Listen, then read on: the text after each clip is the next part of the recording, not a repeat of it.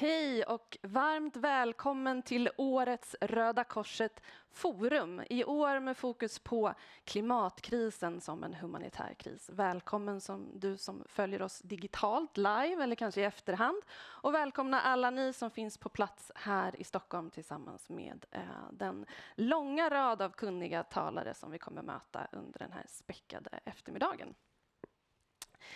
Röda Korset forum är någonting som vi anordnar årligen på ett tema där vi ser att vi tillsammans kan bli klokare om vi pratar tvärs över sektorer, discipliner och olika arenor.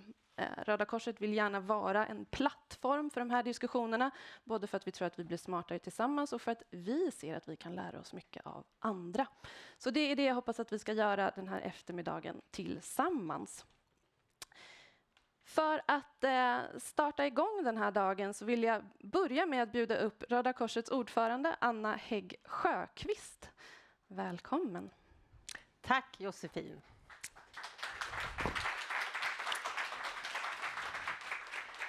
Tack Josefin och tack till er alla som har kommit till oss idag. För oss är det oerhört angeläget att få just det här tillfället att diskutera, debattera, skapa nya insikter och erfarenheter tillsammans med er som är här idag. För egen del så ser jag ju att detta är ett område som jag ser som oerhört angeläget och viktigt för oss alla. Vi i Röda Korset, vi är ju, svenska Röda Korset är en del utav den internationella Röda Korsrörelsen som består utav både Röda Korsföreningar och Röda Halvmåneföreningar. Vi är en världsomspännande organisation som finns i 191 länder och vi jobbar dessutom i konfliktsituationer. Kort sagt, vi är nog kanske världens största katastroforganisation. Och som den katastroforganisation vi är så hanterar vi dagligdags katastrofer, både stora och små. Katastrofer som vi är före katastrofen på plats tack vare våra medarbetare. Vi är under katastrofen och vi är efter katastrofen. Men är vi där tillräckligt före katastrofen för att förebygga katastrofen? Det är frågan. Jag har en lång historia i Röda Korset. Jag började väldigt tidigt och jag minns tillbaka dryga 40 år. För dryga 40 år sedan så var det just den frågan som vi ställde oss och som oroade oss i Röda Korset. Gör vi egentligen tillräckligt för att faktiskt förebygga att katastroferna inträffar? Vid den tiden så talar man mycket om naturkatastrofer. Hos de flesta människor så var naturkatastrofer någonting som var orsakat utav naturen. Vi kom ju då tidigt till insikt att så är det ju inte. Det är faktiskt orsakat utav människan. Och det föranledde oss på Svenska Röda Korset att faktiskt sätta igång ett arbete som vi fann vara väldigt nödvändigt. Jag minns också den generalsekreterare vi hade då, som uttryckte sin frustration i ett möte och sa: hörrni ni, vi kan inte fortsätta så här. Det känns som att vi lägger bandage på en skada som bara expanderar. Vad är vår roll framöver? Det innebar att vi också kom ut med rapporten Prevention, Better than Cure. Det är 40 år sedan Ulrika. Vi är ju lika frustrerade idag och kanske till och med något mer frustrerade. Därför idag så tror jag att vi alla är medvetna om klimatförändringarna och vi alla förstår vilka konsekvenser det kommer ha när det gäller katastrofutvecklingen. Därför är vi här idag, Josefin. Därför är vi här för att träffas tillsammans och diskutera det här. Och därför vill jag bjuda upp vår nya generalsekreterare Ulrika Modér. För visst är vi lika frustrerade nu.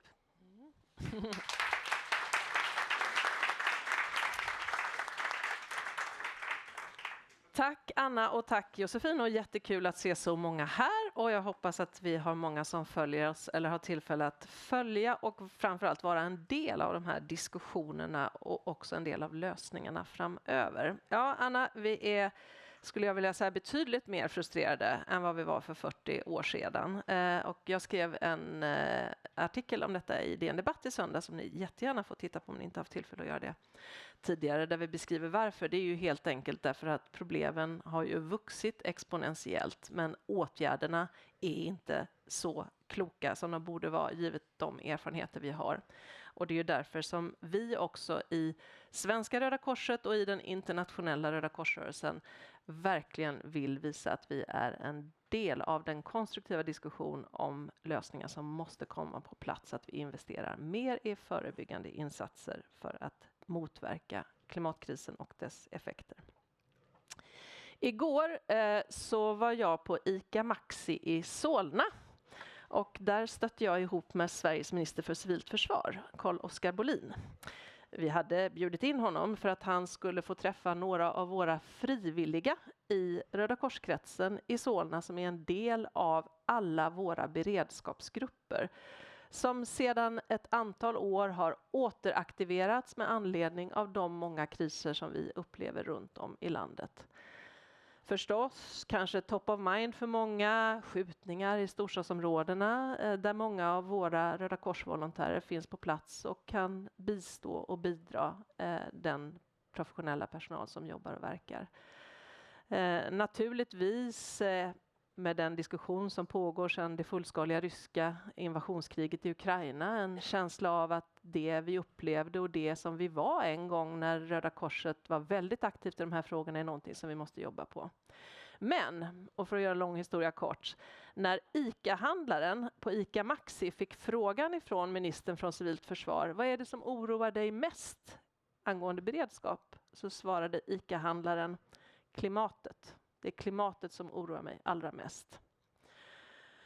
Och jag tror att det kanske också är anledningen till att vi alla har samlats i det här rummet. Vi behöver inte på något sätt övertyga er, men jag ska ändå lite grann sätta en ram för det här samtalet, har jag lovat alldeles kort. Och varför det är så viktigt. Jag menar, den här sommaren, och det pågår i denna stund, så har vi ju sett platser väldigt nära oss i Central- och Östeuropa drabbas av både översvämningar och bränder. Vi har haft tyfoner i Sydostasien, i Florida. Idag så förbereder man sig för att hantera de här ökade väder- och klimatrelaterade händelserna som kommer som en konsekvens av klimatförändringarna. De har ökat avsevärt och det här noterar vi också via det klimatcenter som vi är engagerade i som Svenska Röda Korset och bidrar till. Och vi kommer att höra lite senare idag om en del av de så kallade attribution studies som vi gör tillsammans med andra delar av Röda Korset för att verkligen samla information och bli bättre på att förstå vad det är som händer.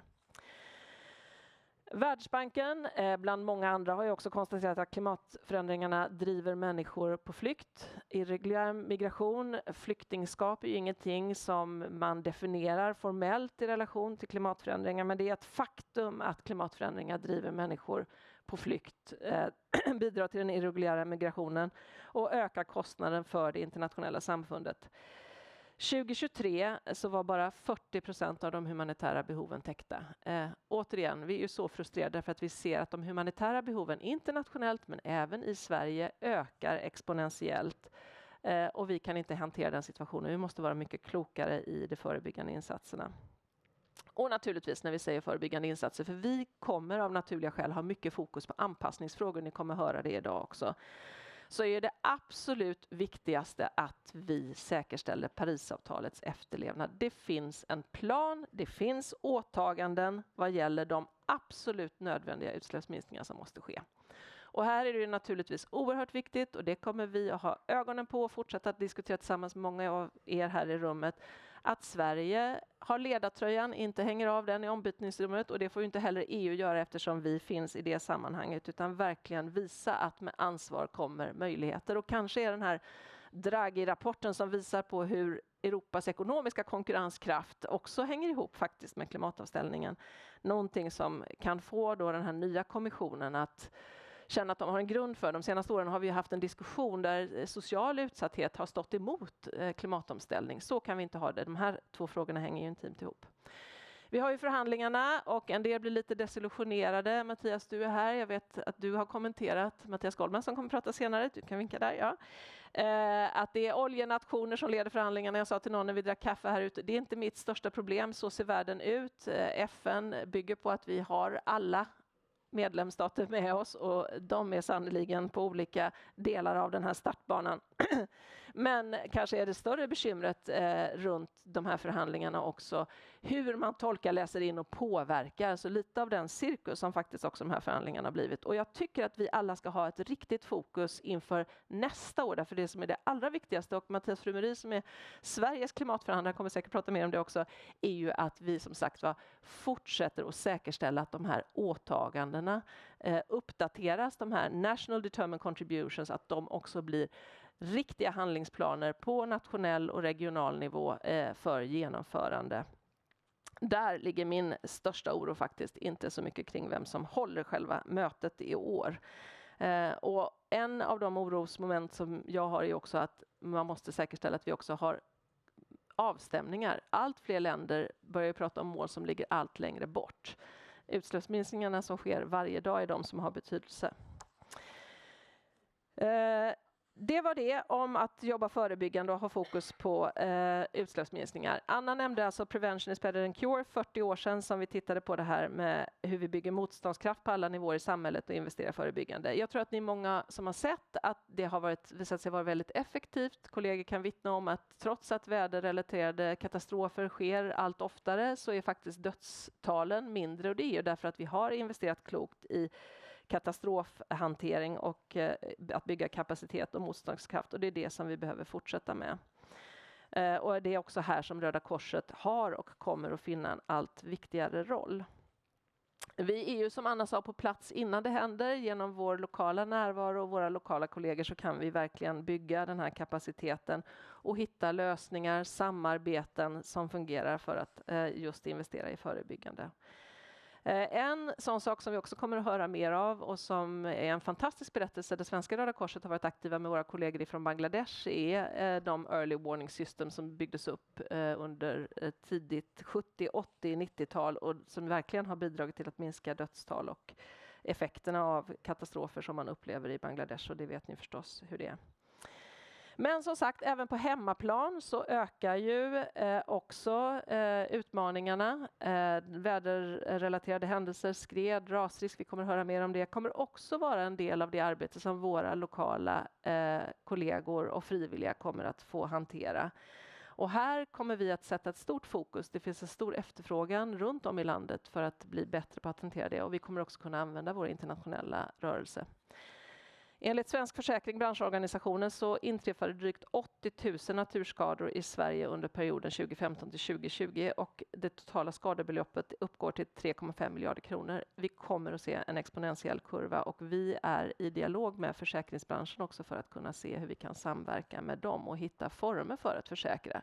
För om jag återvänder till vår ICA-handlare i Solna, så var ett av hans problem att han har kollegor runt om i landet som har svårt att försäkra sina butiker i områden där man kanske kan råka ut för översvämningar eller där man får problem med elektricitet eller andra delar runt det här. Ja, vi larmar för 40 år sedan. Det är dags för mig att avsluta. Frustrationen har bara stigit, men jag vet ju också att det finns en otrolig kapacitet i det här rummet. Så att jag har stora förhoppningar, men kanske också förväntningar på att vi ska kunna slå våra kloka huvuden ihop. Att Röda Korset ska kunna spela sin roll med våra frivilliga runt om i landet, men också naturligtvis med vårt helt unika globala nätverk. Så att räkna med oss när det gäller arbetet med klimat. Och följ vårt arbete också när vi nu verkligen stakar ut en riktning kring att stärka arbetet med klimatanpassning internationellt men också nationellt.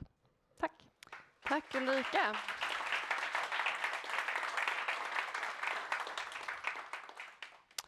Tack Ulrika.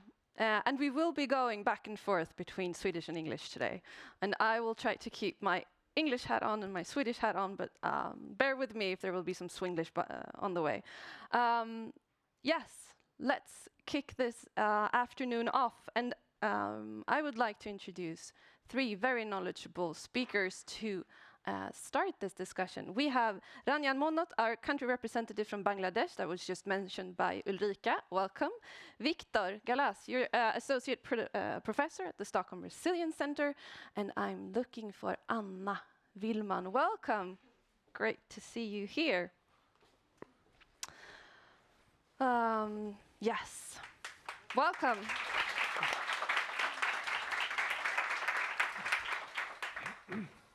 So, I've talked to you, all three of you, before we're meeting here today, and I said, can you help me set the global picture? Anna already started in a way, but just to make sure that we all are on the same page on what is happening. And I think we have a perfect example in Bangladesh. And this is a broad question, I know, Ranjan, but what is the situation in Bangladesh today as one of the countries that are being most affected? I would call it like a frontline country in the effects. Thank you. Thank you for hosting me. Let's be with me in Bangladesh 2024.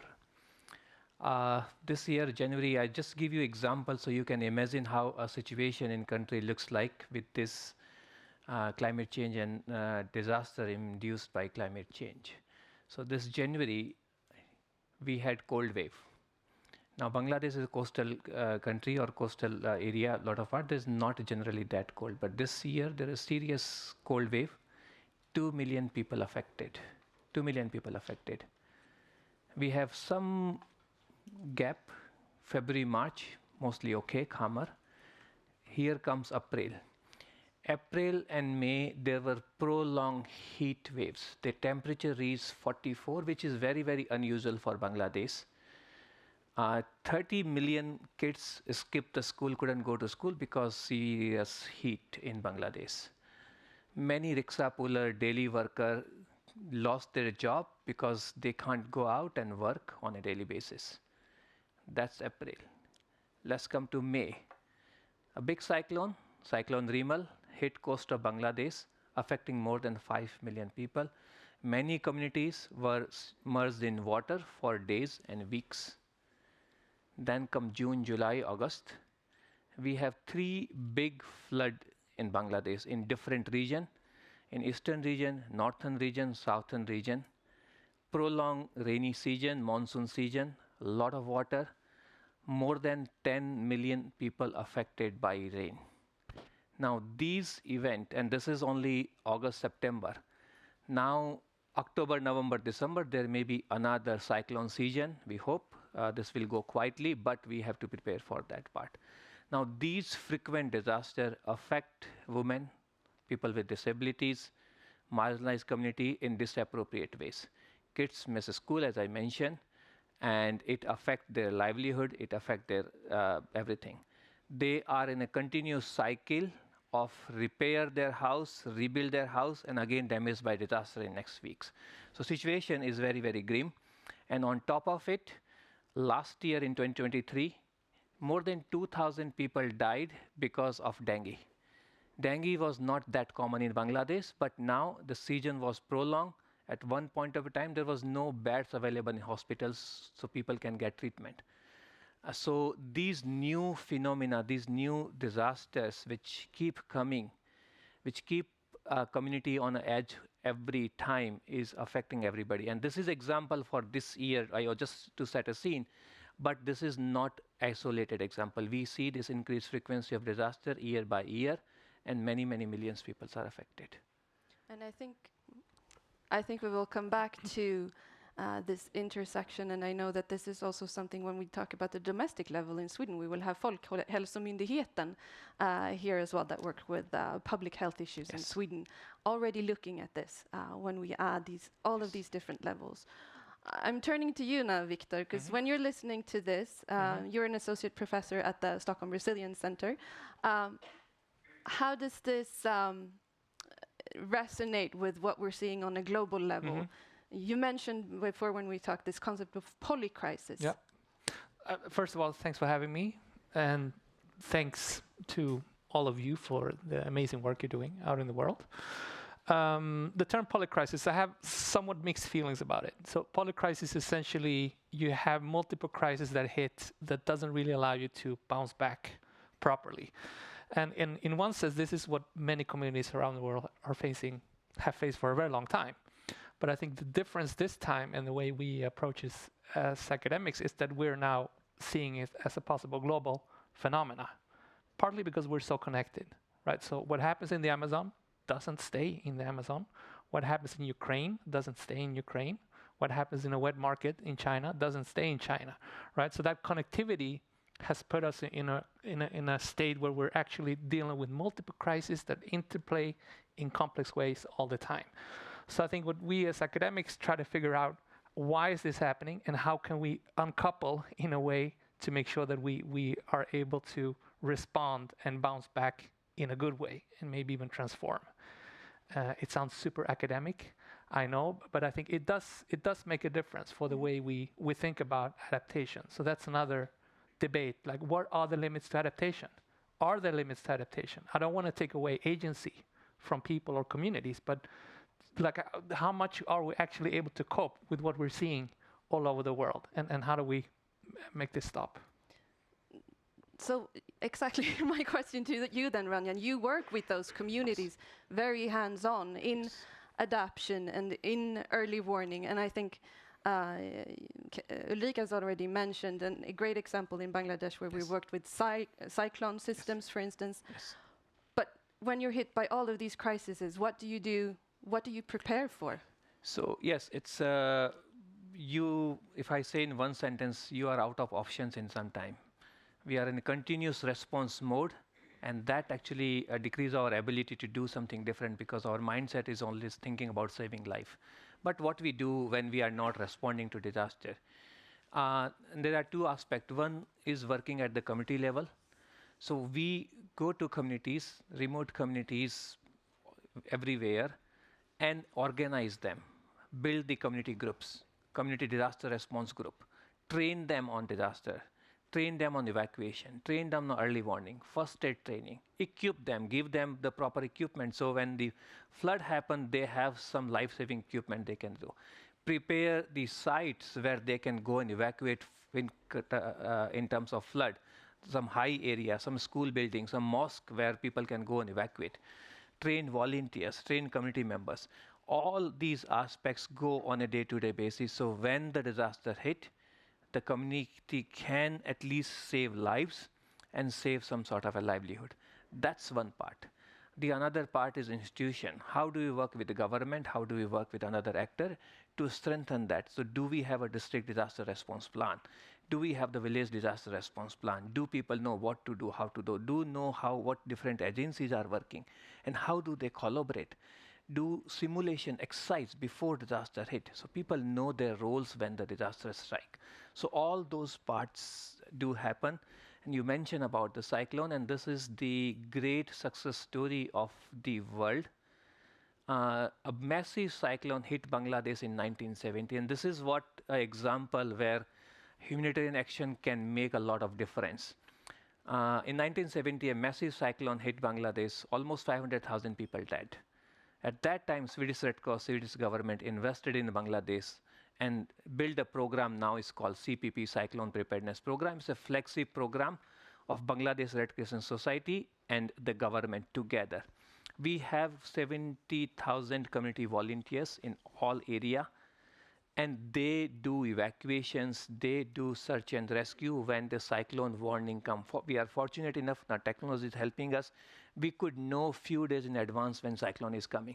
And then there is a system that signal 1, signal 2, signal 3. So people know when signal 7 what to do, signal 8 what to do, what is a good time to evacuate. And then volunteers are ready to evacuate people. And I can tell in Cyclone Remal, we were able to evacuate more than 2 million people in less than 24 hours. And not only people evacuated, but in many cases, their goats, their cows also get evacuated because that's their livelihood. We can't let the animal die because of these things.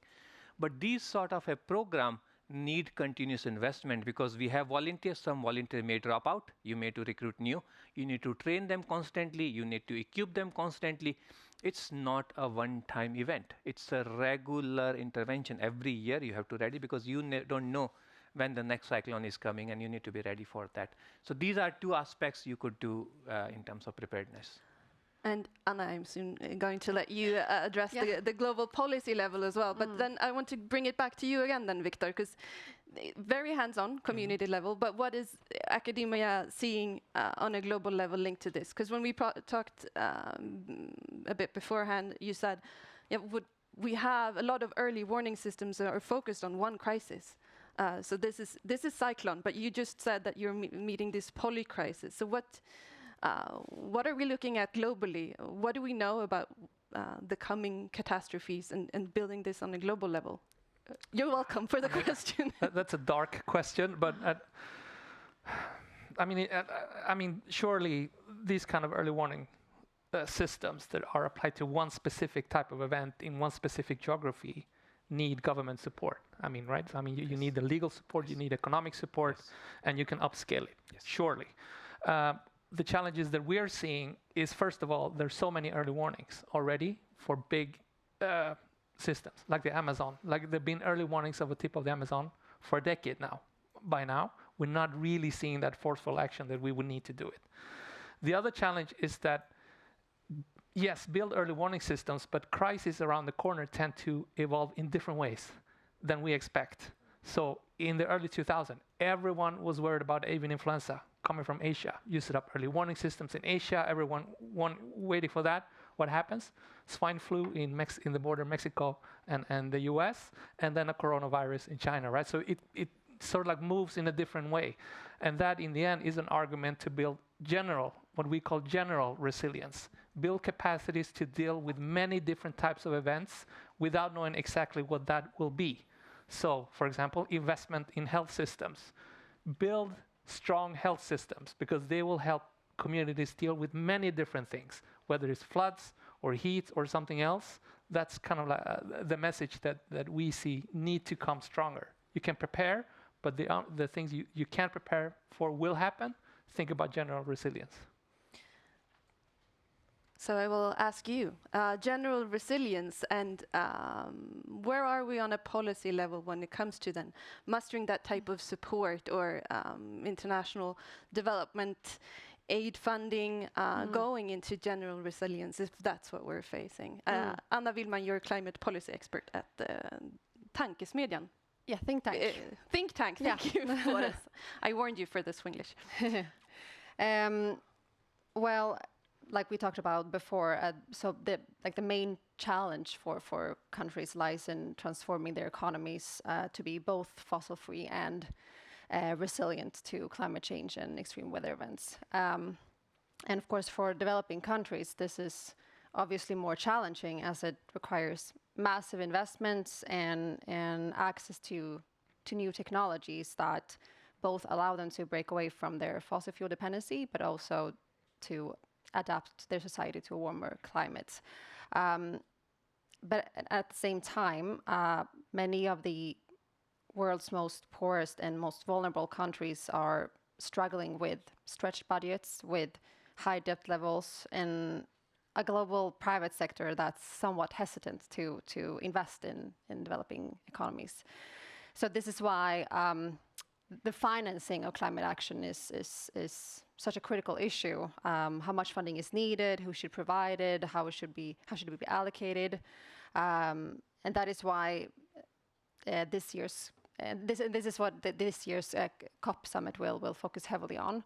And countries are expected to agree on a new global climate finance goal. But as with many issues, there is a divide between rich and developed and developing nations on this topic, and this divide, I think, has been even more complicated by the fact that many developed countries are now cutting their foreign aid budgets, which is where much of the climate finance comes from. And this could also potentially make it harder for countries to agree on a financing goal. What would be, and I'm looking perhaps mainly on you and Victor, what would be your advice to humanitarian organizations such as ourselves in this climate? Because what you're saying is we need more support for general resilience. We're seeing more and more complex crises. We want to work more with preparedness. And then you're at the same time saying that this is perhaps limits to financing. This is also what Ulrika addressed in her welcoming speech. What do we do then? Any solution? I can throw a couple of things in. I think, so first of all, and hopefully this doesn't feel too far away from what you think already, is that help keep the 1.5 degree target alive. I think that there is a limited capacity of how much societies can cope with what we're seeing. We're seeing high impacts from climate change already now, and we're moving very quickly towards 2 and 3, right? So please, help us keep that thing alive. Mobilizing capital, as you mentioned, is a huge topic, and that needs to be done. I think to be even more specific, I think multilateral development banks have done good work, but need to do more work. So we're talking about the World Bank, Asian Development Bank, Inter-American Development Bank, more funding for climate adaptation, especially vulnerable communities. That to me is key. And if you want to go find more money, you need to address the harmful subsidies for activities that are polluting the climate and undermining nature services. So I think it's around $2 trillion US, depending on whose numbers you use. So, I mean, 1.5 degree and move the big money and get that money to people who need it to build resilience. Do you want to comment, Yes, Rania? I think there are few aspects, and our president mentioned, prevention is better than cure. So we have to invest in preparedness at all level, at a community level, at a district level, at a country level. Preparedness is key. The other aspect is we need to be flexible with our approach. If we are stuck with some sort of framework, and as you mentioned, we were preparing for avian influenza in Asia, and then something happened in Mexico. We need to be flexible because sometimes it's unpredictable, and you have to be ready to that. And the other part is investing in forecast-based financing, anticipatory actions, because the money going after disaster is not that effective. If we send money before disaster hit, if I have money or resources before a cyclone coming, before a flood coming, then I can evacuate people, I can save life, I can save livelihood, all these things. So how can we do a good model for forecast-based financing, anticipatory actions, rather than a lot of people die and then we say, okay, let's give them resources. Other aspects which we have to keep in mind is, I told you a story about the cyclone preparedness program and millions of lives saved. But what happens is when we save life, it doesn't make headline in media. If 10,000 people die, 20,000 people die, you will see newspaper headline, you will see all the emotions coming out, and then we receive a lot of donation to help them. That's good. But if you save life, then its media story goes in a day or sometime not even appear anywhere. It's out of our attention, but we forget that we only saved lives. The livelihood is gone, the crop is gone, their houses are gone, their toilet sanitation facilities are gone. They all need to be rebuilt. And because there's no story, no media, there's no attention to that part, and often that time those disasters get unnoticed, and it's very, very difficult for community to cope up or build back better or be normal. Are we, I'm looking at Daniel, so are we doing a good enough job as humanitarians influencing the discussion on mitigation, or as you said, like the 1.5 degree goal? Sorry for any Swenglish. Do you want to challenge us a bit, Anna? Where are we in those discussions, and do you think we as humanitarians are doing a good enough job? Yeah. Anna.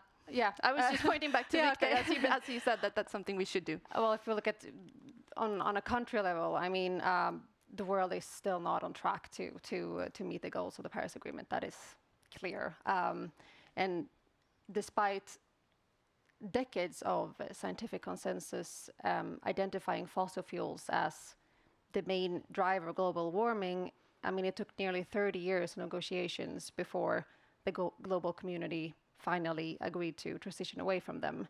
And that breakthrough came last year at last year's COP summit in Dubai. And while the agreement, yes, it could have been more ambitious to fully align with the science, but it's still a step in the right direction. But whether this truly marks the beginning of the end for the fossil fuel era, that it depends entirely on the actions that the countries take now. So, and like I said, financing here is key.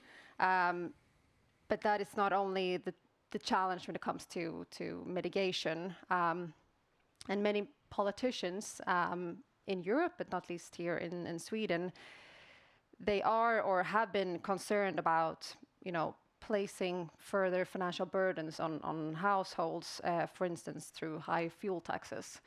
And unfortunately, that has resulted in either reductions or eliminations of climate policy instruments without really replacing them with new and effective alternatives. So yeah, this and earlier this year we saw the farmer protests in Europe, and I think that likely pressured the European Commission into compromising their new climate targets. And also, if you look to the US, I mean, if Trump were to come back, he could potentially dismantle the Inflation Reduction Act, and he could also pull out of the Paris Agreement again. And this would, of course, send a terrible signal to the rest of the world. So yeah, if wealthier nations, if we fail to meet our climate commitments, then yeah, it just won't just exacerbate climate change, it would also erode the trust in the entire global negotiation process. So if I read between the line, we should perhaps talk a bit more about the humanitarian consequences that we face and meet in these discussions. Is that? Yeah, that could be a good starting point, definitely. And yeah. But Victor's also raising his hand. Yeah. No, I mean, there are two things that I'm struggling with where we need your help from this sector. So one, Ulrika, you mentioned attribution and attribution studies. We're able, whenever we see a big flood or whatever, nowadays we can say it's this more likely because of climate change, or 50% stronger, or much more frequent. What are you going to do with that information? Like, how are you going to act on it? How are you going to communicate it to people? How is that going to change the way you operate? That's one question. The other one, can we please have a sensible discussion about migration in society today? I think, to me, I'm a migrant myself, right? So we know migration, when done in a safe way, in a legal way, is a great adaptation strategy, because people create new homes somewhere else, they send money back. I mean, that kind of money is way bigger than overseas development assistance funds. Like, how do we have a sensible discussion about migration, and migration as an adaptation strategy that we can offer people in a safe way? I mean, please. I mean, it makes me really, really sad to see how that debate is totally missed. Like, even also like in the US debate, and I wrote about that. If you talk about Kamala Harris and her climate policy, where is climate migration in that agenda? Like, how do we tackle such an important issue? And I'm also looking at the speakers in the next segment, because we're soon going to add the layer of conflict-affected countries and climate-affected countries. And I'm sure we're going to talk about the aspect of migration in the next conversation as well.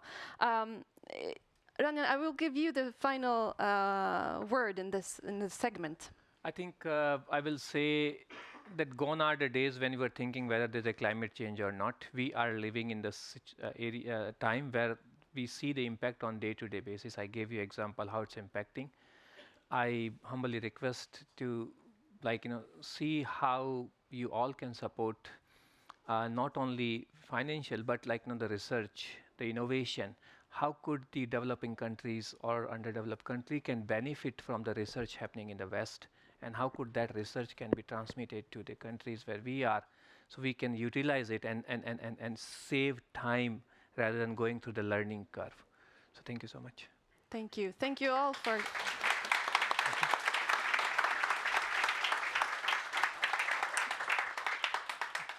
Yes. So their task was to kind of set the scene globally, policy-wise, and keeping people at the center of the discussion. And I think they understood the assignment. We've already been using a lot of words here, and we have actually a short film that we want to show you now. Ranjan mentioned forecast-based financing, for instance, and we've already talked about mitigation and adaptation. So before I welcome our next keynote speaker, please take a few minutes and watch this clip. Welcome to Pocket Theatre for Anticipatory Action. We're confronting a new normal, full of surprises. If you're informed and you're a caring human being, your only option is to feel like screaming. Things are getting worse, and research shows that showing research doesn't work to inspire action. Are we prepared for what's unfolding? It may look like a normal day, but if you look carefully, you'll see that the new normal is really risky. Perhaps a small change can push things out of balance, causing collapse. So, what do we see? In a changing climate, each one of us is at risk, some more than others. And we all depend on other people and things that are likely awesome but vulnerable, a fragile order. This interdependency means that we must get smarter to understand, anticipate, and address compound risks. The task is simple. Can we ensure our systems jump into action with people, funding, and plans in place to avoid catastrophic delays? Our anticipatory action approach can help. Picture this, a common concern. It's a normal day, but scientists detect in the horizon some dark clouds. They foresee an extreme amount of rain, and a warning is issued for likely floods. Often forecasts materialize, but not always. In this case, yes, there's some precipitation, but not enough to cause inundation. Life goes back to normal. Eventually, on another day, another warning of big storm comes their way. What do you think happens? Well, people go from la la la to to bah. Then again la la la, and finally whatever. Now eventually, guess what? On a normal day, scientists detect the threat in the horizon, likely torrential rain, and authorities issue a flood warning. This time, yes, floods occur, I'm afraid, but if you heeded the warning, then a lot of people need aid, and they raise their hands calling for help, but disaster response systems are overwhelmed. Eventually, help arrives, often too little, too late. Well, there's another way, forecast-based financing for anticipatory action. Next time scientists forecast an extreme event of a certain magnitude, lead time, and location, use the early warning and run to prevent, with an early action plan and some pre-arranged funds to enable action. Get systems, including people, assets, funding, and plans in place, so the extreme event doesn't become a disaster. Before the flood, if money is fast and action is smart, then fewer people need aid. They'll still raise their hands, calling for help, and some response will be needed, but not as much. So, where to start? What's the next step for anticipatory action? The first thing is for all of us. Humanitarians, forecasters, authorities, funders, communities, all of us, including you. Learning, exploring, and hopefully designing and implementing anticipatory action. Thank you for your attention.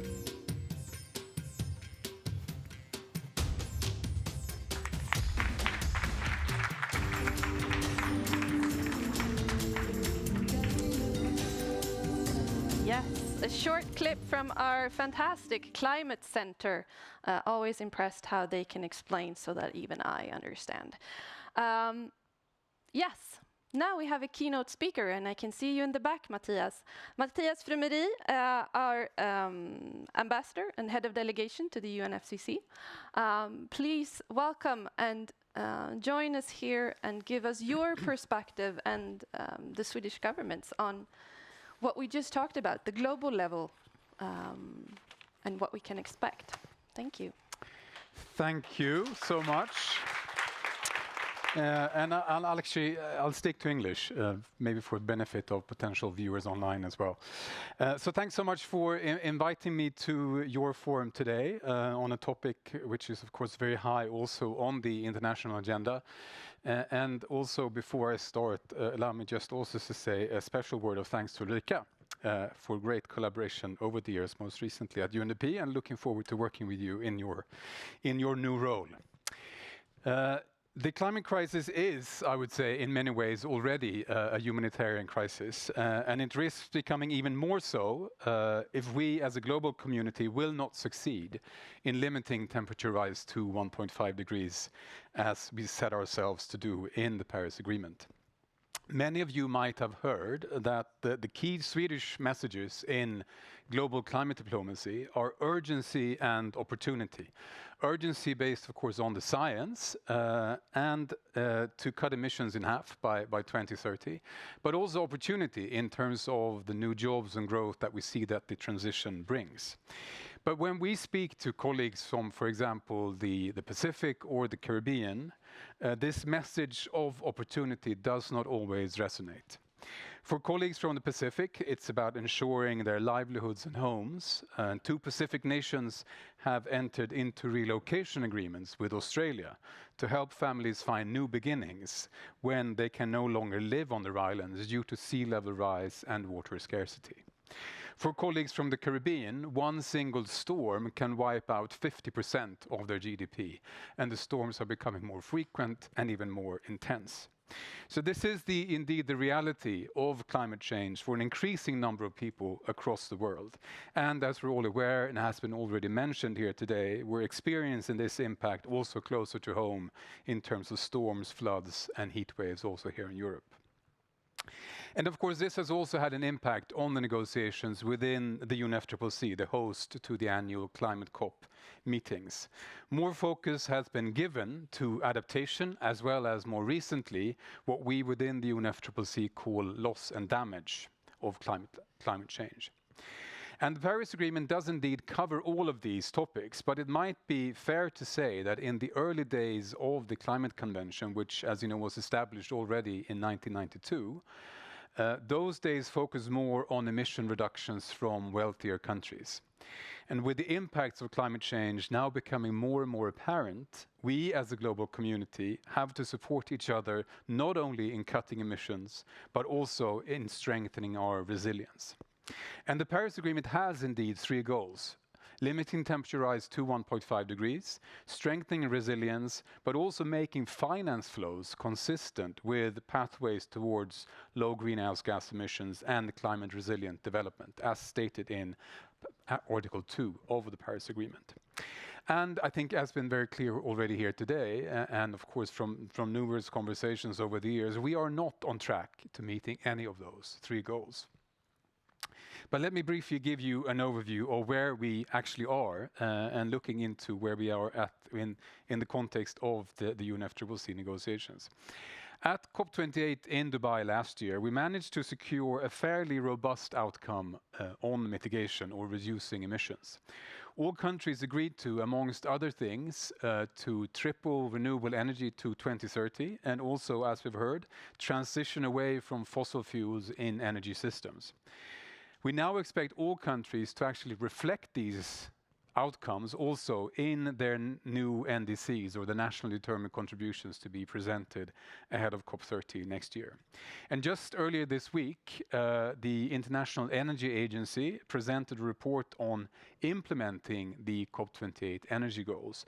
And the report very clearly set out that the goals are within reach. But of course, countries also have to put in place the right policies in order to deploy the necessary solutions. Currently, emissions are set to be reduced by some 2-3% by 2030. A step in the right direction indeed, but a large gap in relation to the 43% that we need to cut emissions in order to limit temperature rise to 1.5. G20 countries, accounting for about 80% of global emissions, have a critical role to play in limiting global warming. And we expect particularly them to deliver ambitious NDCs that reflect what we agreed on in Dubai. And COP29 in Baku in November needs to be a platform where we showcase progress in the elaboration of the new NDCs. And as you know, we within the European Union, we have a joint NDC, which we will be coming forward with based on the new Commission proposal of reducing emissions by 90% by 2040. The Paris Agreement also establishes a global goal on adaptation. Work is now underway to develop indicators on that goal, aiming to support countries to enhance their adaptive capacity and strengthening adaptation action. And from a Swedish perspective, a key element is for all countries to integrate climate action throughout their budget and planning processes in order to ensure that you also have done your assessment in terms of how climate will impact your country, your region, your city, and your business. And such climate risk assessments, we believe, will facilitate taking the necessary action. Just picking up on the examples we heard from Bangladesh just earlier, you remember also the floods experienced in Pakistan just last year, where many have been saying that should Pakistan have had the same kind of anticipatory action in place, the devastation would not have been as extensive as it actually was. And also another comparison I think useful to remember in that context, Ulrika, you spoke about insurance earlier. Just a few weeks after the floodings in Pakistan, we had storms in Florida. These two events measured about the same level of impact in terms of economic terms, sort of impacting some or costing some $30 billion, both of them. For Pakistan, one track to raise that kind of finance was through a donor conference, whereas in Florida, most of those issues were covered through insurance. So also here, I think that's a symptom of what needs to be developed in countries globally. Of course, to set in place those kind of regulatory procedures and set in place those kind of institutions so that there is also that kind of coverage for countries and people globally in terms of the impact we're seeing when it comes to climate change. Climate finance has also been a topic already discussed, and as many of you know, that is a recurring and often divisive topic at the COP meetings. And this year, as we heard as well, this might be even more so than usual, given that we are then to decide on what we call the new collective quantified goal to be succeeding the current goal of mobilizing $100 billion annually. We met that goal in 2022. That's the year most recently available statistics for, when we provided and mobilized $115 billion. And some countries have now suggested that the new goal should amount to more than $1,000 billion annually. So the negotiations at COP29 already are that's kind of the specter we're looking at, from the current then $100 billion annually to up to maybe more than 1,000, which given where we are right now, might be a bit of a stretch in terms of, to put it mildly, in terms of the kind of figures to be provided. Now, from a Swedish perspective, we will of course continue to be a key provider of development finance as one of the few countries globally to be providing more than the UN target of 0.7%. But I think, as we all know as well, development finance will always be but one element of the finance needed for the transition to net zero. And we therefore believe that the new goal will need to be framed in the context of the wider financial landscape, building on efficient domestic resource mobilization processes and structures, as well as an attractive investment climate in all countries. And successively, as economies are growing, more and more countries will also be able to provide and mobilize support for our developing country partners. Victor also mentioned the issue of fossil fuel subsidies, which, depending on sort of how you measure them, are definitely in the hundreds of billions as they are right now. So removing fossil fuel subsidies, and for example, when speaking to Swedish business actors, they're saying that the single most efficient policy tool to implement in order to reduce emissions is carbon pricing. We're of course proud, together with Finland, to be one of the early adopters of carbon pricing instruments, and we're seeing how more and more countries are actually implementing some kind of pricing mechanisms within their jurisdictions. But this needs to be a wider approach from more and more countries in order sort of to price in the actual cost of using fossil fuels in whatever kind of operation you're working in. So when also our business community is calling for that, we think that's sort of something which we're hoping that more and more countries can be implementing. And we're working through various types of channels to sort of encourage more countries to be deploying carbon pricing instruments. For example, there's a coalition called the Coalition of Finance Ministers for Climate Action, where Sweden actually co-leads also a track where we're comparing notes and sort of sharing best practices when it comes to carbon pricing mechanisms. So those kind of policy and structural reforms in our economies are really key to mobilizing also the kind of finance we need. But all in all, I would say, work is underway. We are lagging very much behind, but we are within the UNFCCC, but also increasingly outside the UNFCCC, trying to find those ways to encourage more and more countries to do more. Because we do need to move faster, both within the UNFCCC and outside. We often see that the UNFCCC negotiations are too often plagued with the dynamics of historic responsibilities.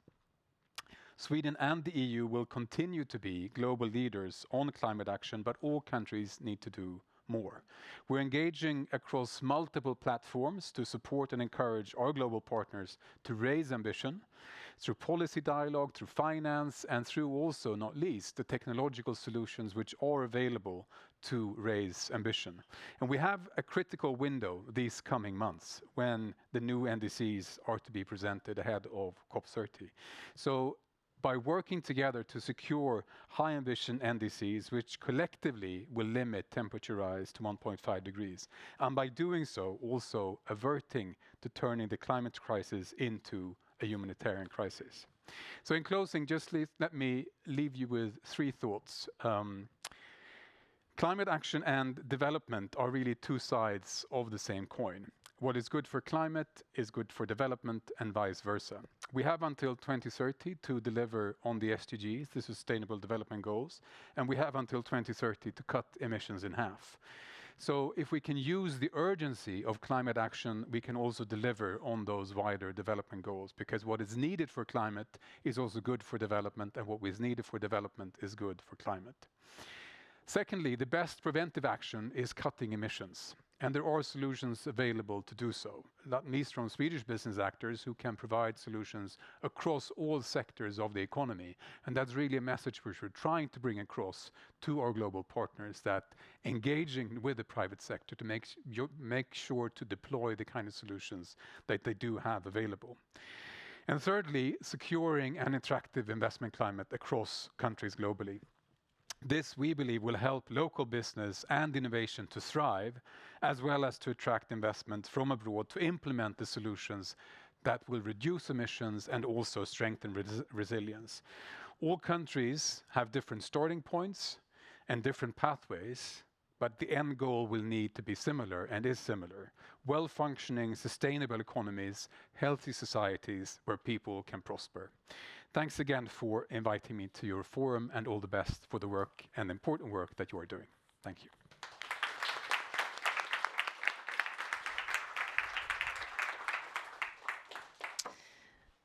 Thank you, Matthias, for taking the time. I think we have already a lot of threads that will follow us throughout the day. I heard you mention Pakistan, and I know that one of our next speakers will most definitely address that country as well. We are soon to add the layer of conflict to this discussion, which is quite interesting. And I think we will also have a panel later today on exactly what we were talking about when it comes to partnerships. We've already touched upon the issue of more needs, financing needed, and how do we find new ways of working together in matching those needs. I am looking at colleagues now, because we have a speaker joining us soon. Do we have we have a thumbs up, perfect. But before we start the next segment, we want to show you another short clip. While we're watching it, please, Gregory Matthews and Johanna Malm, you can get ready, but I will soon welcome you up here. And after that, everyone, there will be a break, there will be coffee, and you will have the opportunity to talk with all the very knowledgeable people that are also in the room. Please. Of the 20 countries most vulnerable to climate change, the majority are at war. This means people are facing a double threat. Tu vois, quand 100 personnes vont vouloir se partager ce qui suffisait à 5 personnes, ça ne peut pas aller. Soit tout le monde part, ou bien tous les gens s'entretuent ici. Ça va être ça. Tout est parti de la sécheresse là qu'il y a. بالعراق درجات الحرارة ترتفع والجو صار كلش حار، المطر أقل والحرب خلت مينا ملوث وقاعنا متدمرة. This double threat of climate change and war pushes people out of their homes, breaks food and supply chains, amplifies diseases, and weakens healthcare services. By 2050, the need for humanitarian aid is expected to double if urgent steps are not taken. We cannot let this happen. Climate funding and action must reach people in conflict zones. Climate change affects us all. But those living with this double threat can't be left to face it alone.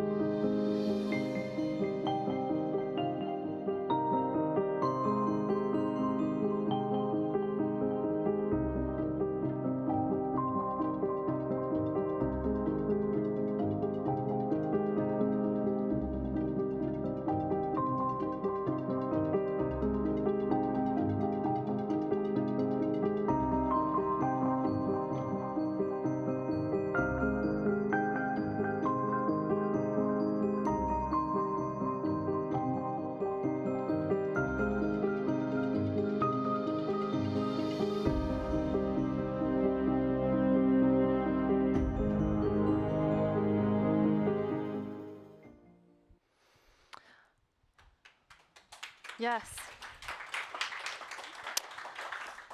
A short introduction to the next topic by our colleagues at the International Committee of the Red Cross, who's also working a lot on exactly this intersection that we're about to address. Please, Gregory Matthews, welcome. Please join me up on stage. You are Deputy Regional Director, Asia, International Rescue Committee. Welcome. And we have Johanna Malm. You're Head of Research at the Swedish Folke Bernadotte Academy. And I also have Catalina Jamie. Let me see if I can get you up here as well. Good morning, Catalina. Good morning, everyone. Joining us from Colombia. So early morning for Catalina. So from our climate and conflict, head of climate and conflict at our own climate center. Sorry. Okay, so that introduction with those films gave us a short summary, but I think I will address you first, Gregory. Listening to this first section where we had Ranjan very vividly talking about the effects on the people that he and the Red Cross volunteers meet. You work in this region regionally, so to say.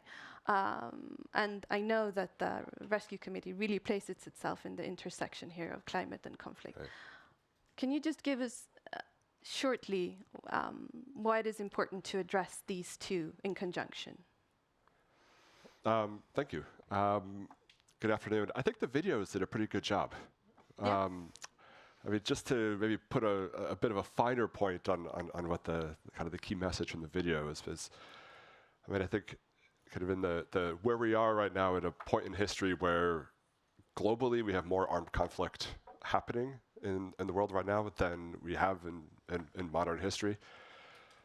Those conflicts are generating more refugees and displaced people than we've ever seen since World War II. Right now, I just saw a statistic, 120 million people are now displaced, either within their countries or across international borders into neighboring countries. The geography of where these armed conflicts are happening and the geography of climate vulnerability are strikingly similar. Depending on which index you're looking at, 60 to 70% of the armed conflicts in the world are also locations where there is the biggest climate change risk is also present. So we've got kind of two Venn diagrams which are almost completely encircling each other.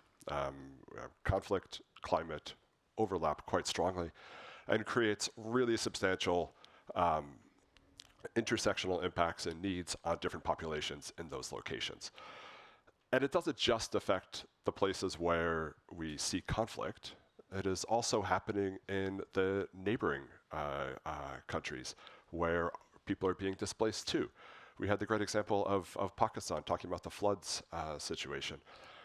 What we saw also in Pakistan in 2022, 2023, there was flooding, massive catastrophic flooding, which also coincided with a substantial refugee movement from Afghanistan into Pakistan in 2021 to 2023, same times as floods were happening. Also, just before the floods happened, there was a change in government in Pakistan, not an entirely peaceful change of government in Pakistan. So you see this convergence happening time and time and time again of conflict, displacement, and then the stresses that puts on economic systems, on political systems, on social systems, which drive and exacerbate climate vulnerability. And so there's this really dynamic interplay that's happening, a vicious cycle between conflict and climate impacts. We see on one hand, conflict is driving climate change. We see natural resource extraction to fund conflict. We see destruction of our resilient systems in country. Health systems are mentioned here. You see communities are being torn apart. Social cohesion is really ripped apart in conflict settings.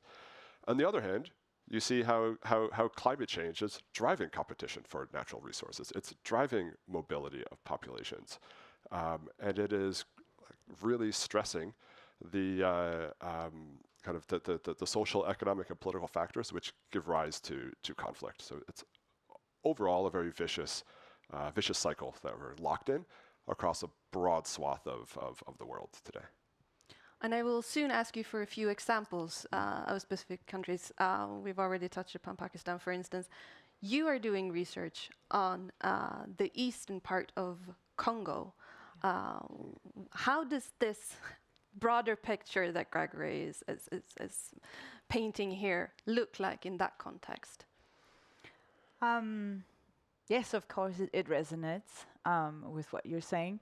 I think, of course, Eastern Congo not being your poster child of climate change, we don't talk about Congo as a very climate change affected area, but actually Eastern Congo is affected, but in a different way. We clearly see, irregular rainfall, increasing temperatures, a lot of erosion because of the presence of many armed actors and livelihood challenges.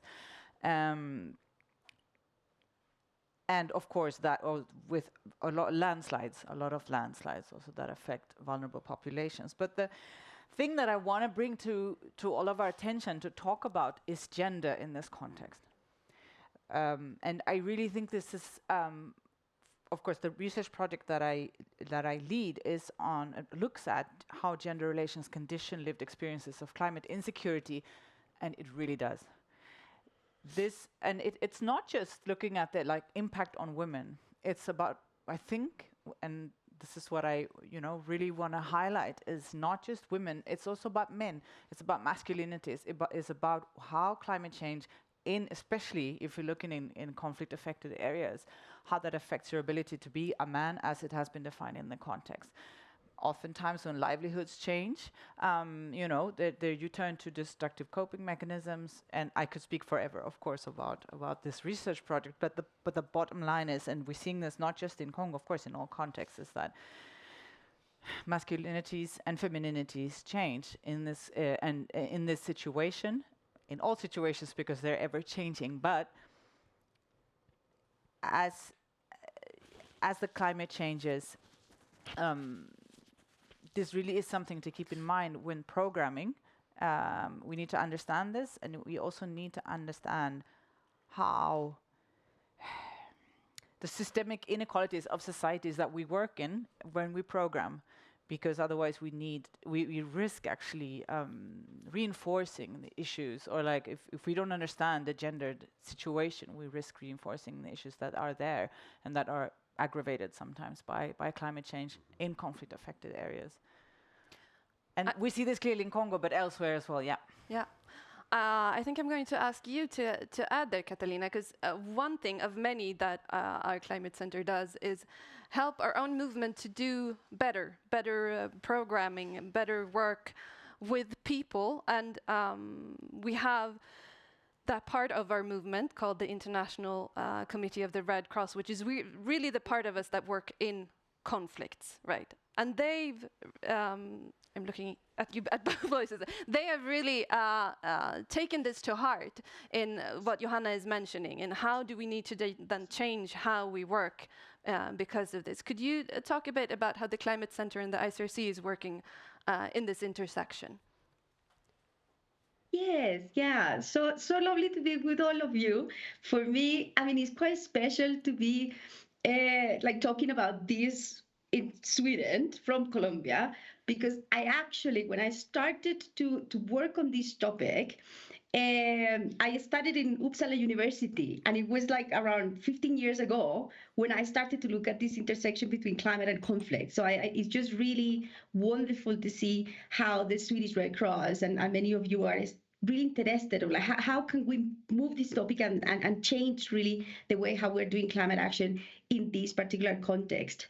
For the Climate Center, it has been very special over the last 5 years to being able to work with the International Committee of the Red Cross on helping them to integrate climate risk within all their operations. So as you probably know, the ICRC has a very clear focus on supporting people affected by conflict. They have very clear programming, but different type of assistance and protection work. But climate, or in a way, disaster risk reduction, was not really part of their programming. It was not really considered as an additional element that could affect the communities that they support.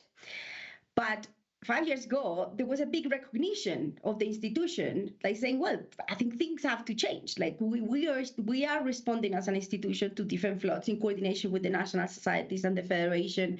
They see clearly that the areas that they reach, because of the particular status that they have, are being impacted. So they decided to have a massive radical change within the institution to think what climate means to them, what it means for their operations. So the work that we do with all the operations of the ICRC globally is to start to think what are the different climate hazards that might impact their programming, and at what extent, and how they need to change their programs, and how within their existing ways of working, they could add elements of adaptation, of risk reduction within what they do. And they have absolutely brilliant examples. For example, something that happened this year in the Sahel, where there was a very terrible heat wave, and population in detention in Mali, who you probably are aware, but detention centers that are made for 400 people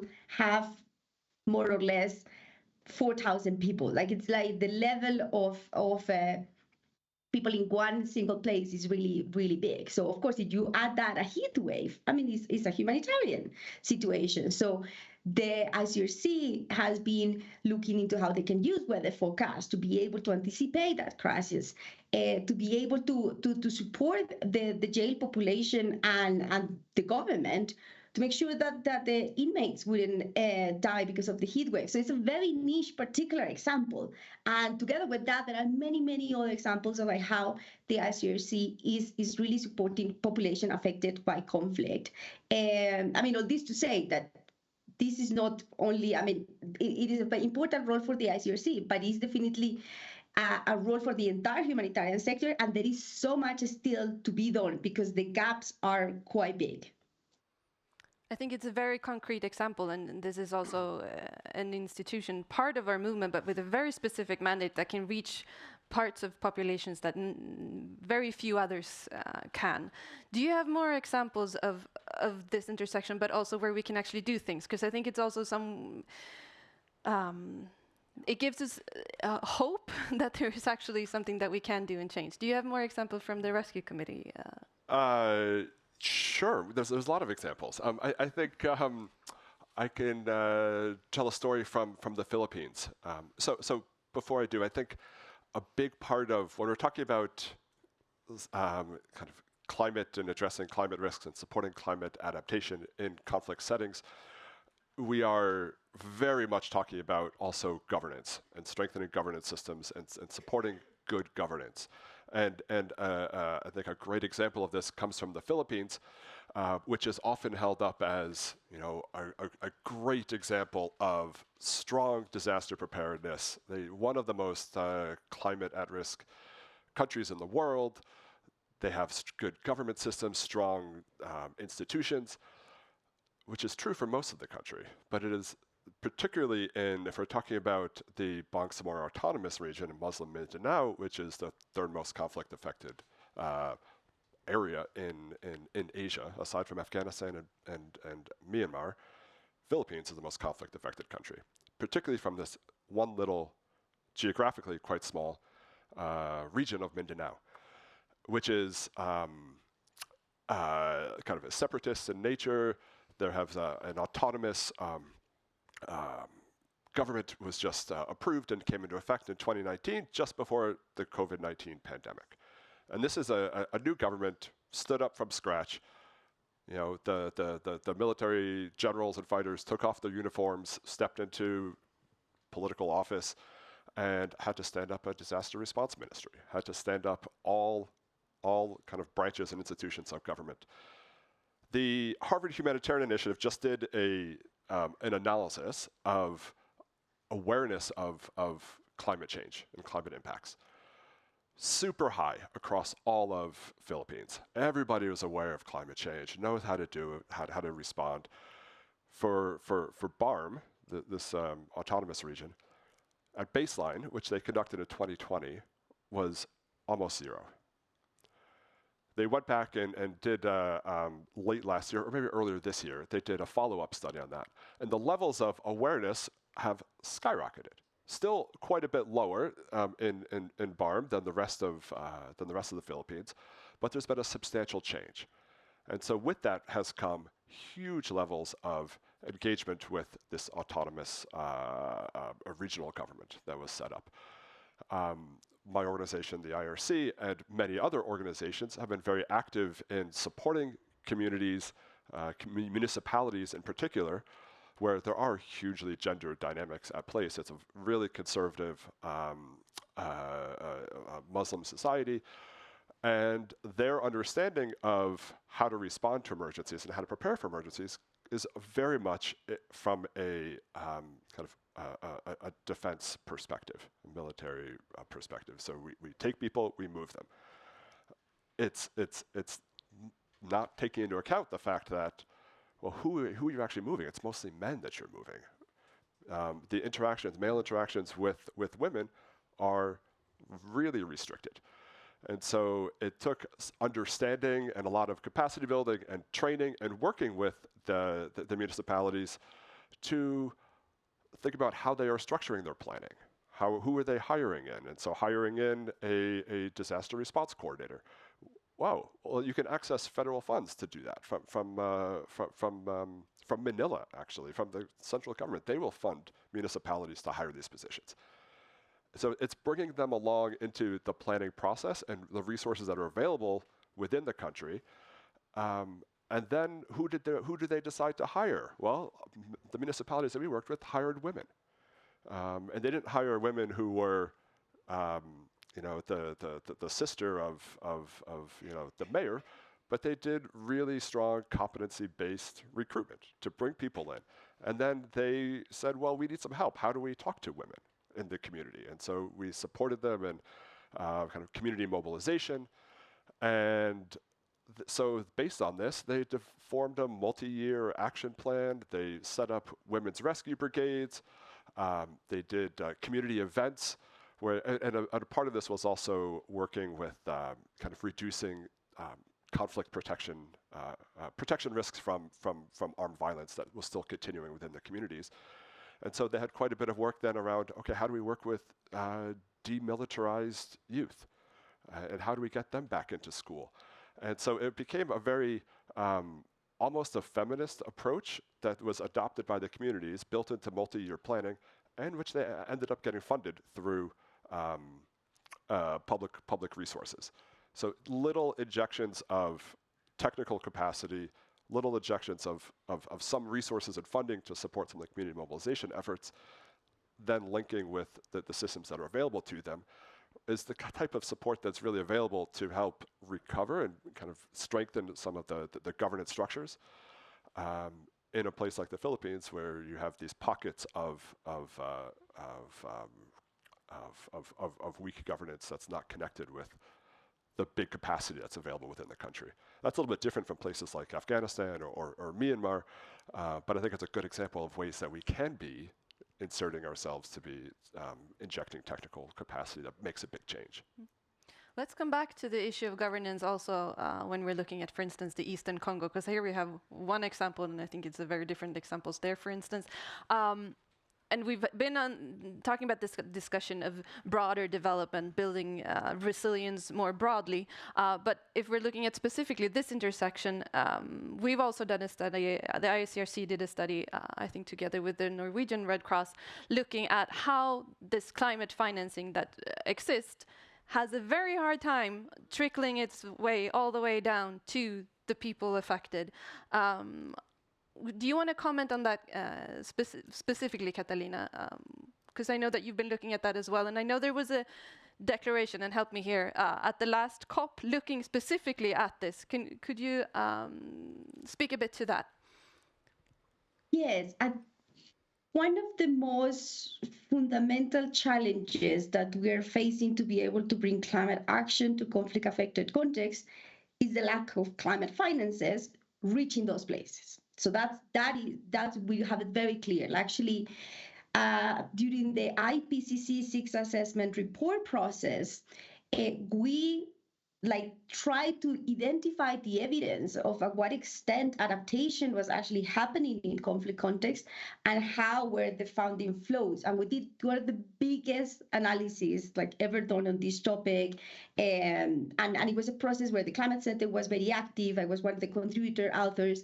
And it was just like that first moment where we kind of had that big realization. So the gap is there. We need to show it in the report.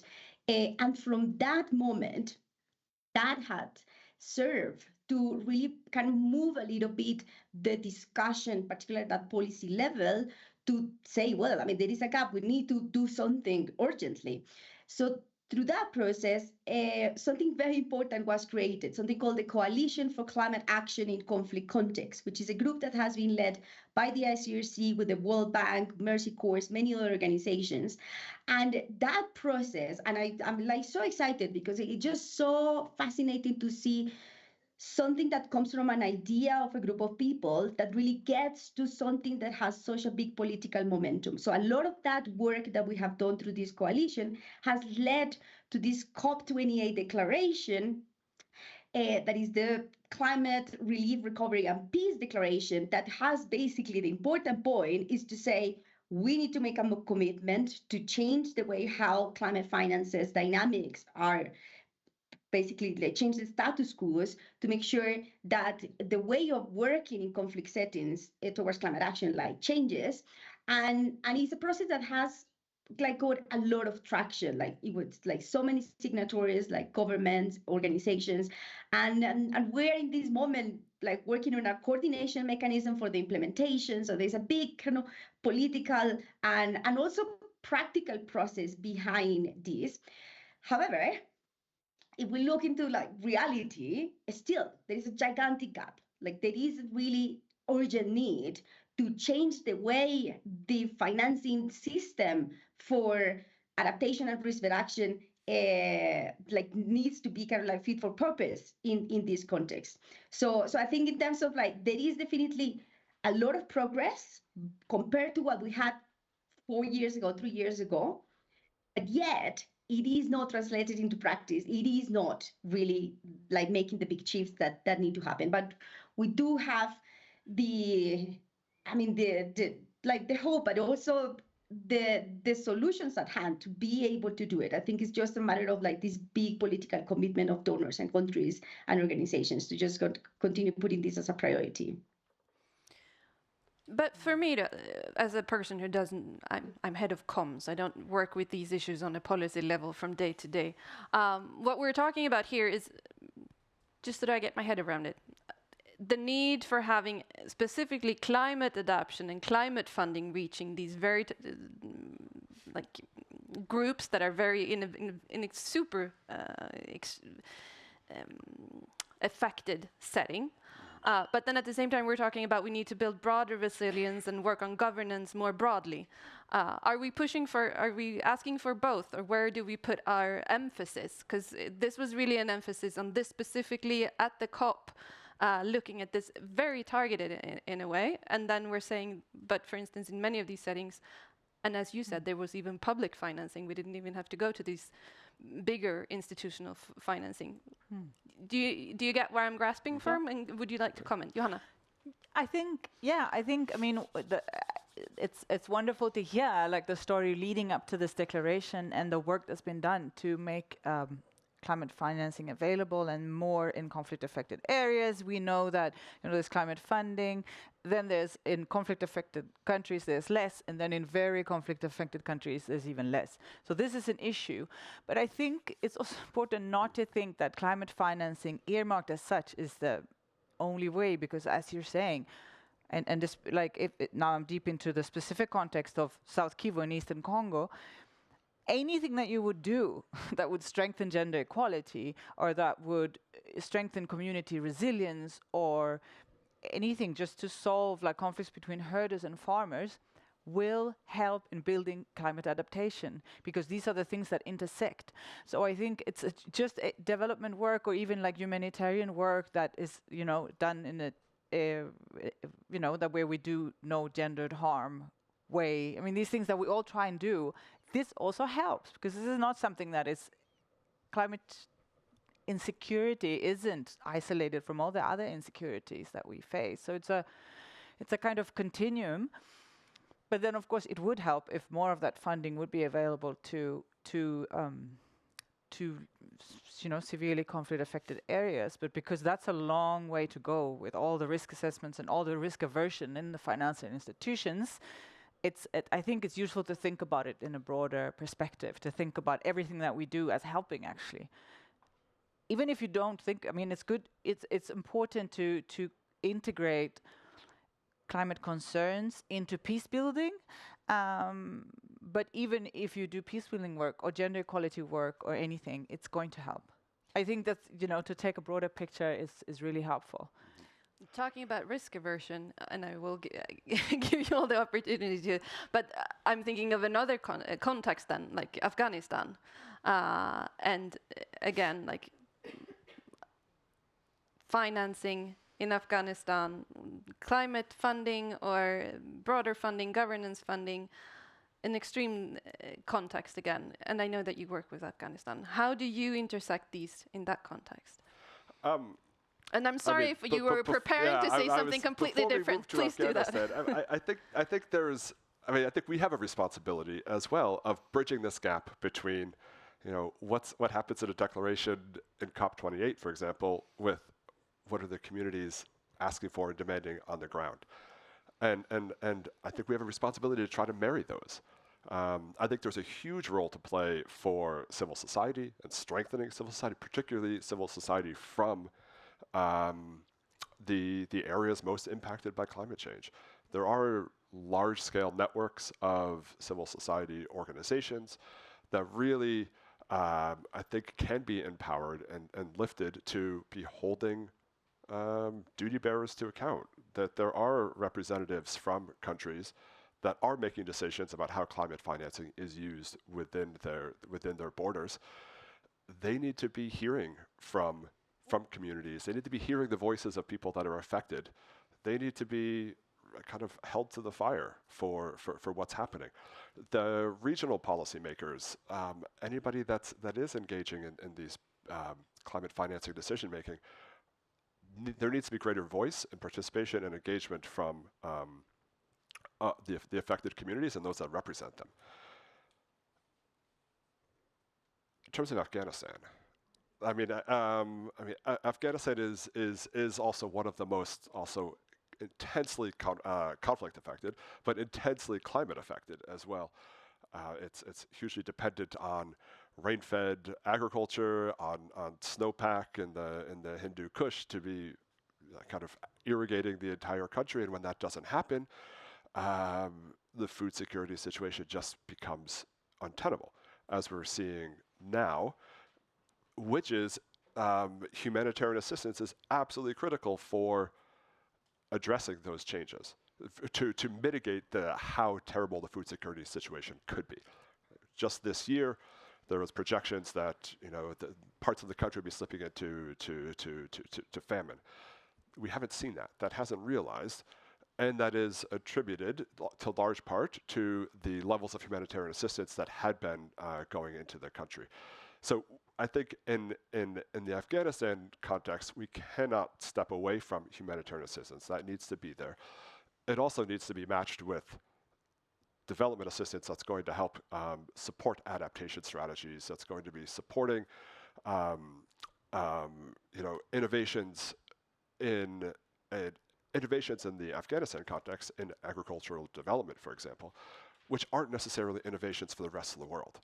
I mean, a lot of the things that could be the adaptations that could be enabling Afghan farmers, both men and women, to be more resilient and better adapted to the climate effects, are things that most farmers and agricultural producers do everywhere else in the world. It's good extension services, drip irrigation, like little changes like that are the types of solutions that aren't there, that need to be there. We can have a big effect just by rolling out and the things that we know work already across other parts of the world, but haven't made it because of the conflict. But now there is a greater degree of access. We have more space to be able to go and to engage, even though it's exceptionally challenging and difficult. There is a demand, and communities are asking for this. They are asking for that support. And that gives us the opening to be able to work in a context like Afghanistan to be delivering these types of services and support. Catalina, do you want to comment on my question before I force Gregor to jump into Afghanistan as well, on the bridging or if you agree on our responsibility of bridging these two, focusing specifically on climate financing versus this broader development governance perspective of funding local communities? Because please do, if so. Otherwise, I also had a question on you after that, but I see you want to comment, so please do. Yes, I love to comment on that because I think the two speakers mentioned something really important. I think the dimension of the complex crisis that we have, is so big that it's just not like one single solution, will get us there. like we need all these different strategies from different angles to be able to support the populations that are at the end, the front line of impacts. And I think I really like what you said, that, you know, through a lot of like gender empowerment and like, you know, things that we wouldn't necessarily call adaptation. Yes, that is risk reduction. That is absolutely 100% risk reduction. And we also need to look at these at different levels. Like when we talk about like investment, part of it, climate finance, is not just at one particular layer, but definitely like from the governance, big changes, institutional elements that need to happen, to all the different layers that go down to the community level. Like something that is very clear, and where I see one of the big gaps, and this is like through a lot of the research that I'm doing, particularly on anticipatory action in conflict settings, is that, and I think it reinforces the point of my previous speaker, that at the end, like that strengthening of communities, it's the key. Like at the end, the people that is at the forefront of responding to the crisis, of being able to reduce risk, it's the most important, because they are there, and particularly in a conflict context, which is very difficult. You need to, is the people that is there in the conflict areas that knows very well the dynamics of who is who, the power dynamics of like what can be done, what cannot be done, what is dangerous, what is not dangerous. So can it strengthen all these individuals and communities that will be able actually to take the actions across all the time scale, like from the long-term interventions to the more kind of preparedness part, but also to the response. And I think this to what you were saying before, we know, and I think Freddie later will come to this, I mean, the dimension of the events that we are seeing, for more that we want to do, you know, adaptation and risk reduction and do the investments, it is likely that we're going to see very big impacts. So strengthening those response systems is essential. Like we need to continue strengthening the humanitarian system to be able to respond in the most dignified way at the scales that we might not have seen before, or we're starting actually to see. So yeah, so that complements a little bit what the other speakers were saying. I know in this respect that you, and correct me if I'm wrong, the Climate Center and a few other national societies of the Red Cross movement is working on an actual very hands-on handbook when it comes to climate adaptation and how that can be done in complex or conflict settings. Could you give an example of what that specifically would look like? And I'm thinking quite hands-on. You're talking about working with communities. What is it that we then do? Ranjan mentioned earlier in Bangladesh how they work very hands-on with communities. What is it that's different than in a conflict setting to what he might have mentioned? Yeah, so I think that you raised this point, because a couple of years ago, with different movement partners, we started to think, well, we're talking about reaching people affected by conflict. We know that we have a lot of examples within the movement and outside of the movement of you know what is happening, but we know that practitioners, particularly like new people that is entering into the field, of persons that have done in the past disaster risk reduction or climate adaptation, but not necessarily in very complex settings, might need some extra like tools and ideas and inspiration to be able to do it. So an incredible process, and many of you that work with the movement here, you know how complicated it is to do a movement document, something that is with the IFRC, the ICRC, German Red Cross, many national societies, and the Climate Center included. We managed to actually develop something all together that talks about this, like how can we support practitioners to do better and scale disaster risk reduction in conflict settings. So we will launch this very soon at the General Assembly in Geneva, which is very, very exciting. So looking into the concrete examples. So one of the fascinating things is that, of course, we didn't want to just reinvent the wheel, but work with national societies like the Lebanese Red Cross, the Colombian Red Cross, the Bangladesh Red Crescent, South Sudan Red Cross, and many others to kind of capture a lot of the learnings of like how they have been managed to do a lot of community-based disaster risk reduction projects. And that is small, because that's one of the issues. Like a lot of those projects are just, you know, very niche here and there and not really at the scale that is needed, but trying to learn of how they managed to do it and what were the lessons. So this handbook is offering really like an rainbow of all the type of strategies that already exist, from like conflict sensitivity tools and ideas that we use, but we have not necessarily applied to the context of like climate adaptation and risk reduction, bringing together like new ideas of how to integrate context of or concepts of like stress testing the type of like projects that we develop. Like, will the projects that we implement in particular areas that are extremely complex with so many, not only conflicts, but like a multitude of crises happening at the same time, will those projects actually like succeed and will actually have a lasting impact? So there are like a set of like really practical set of tools that are practitioner. Like our dream is that we're going to have all these different Red Cross volunteers and program managers that are in the field and that will be able to have that handbook, like similar to, of course, building on our beautiful BCA process. And just to have those ideas of like how they will be able to design the projects and implement their projects.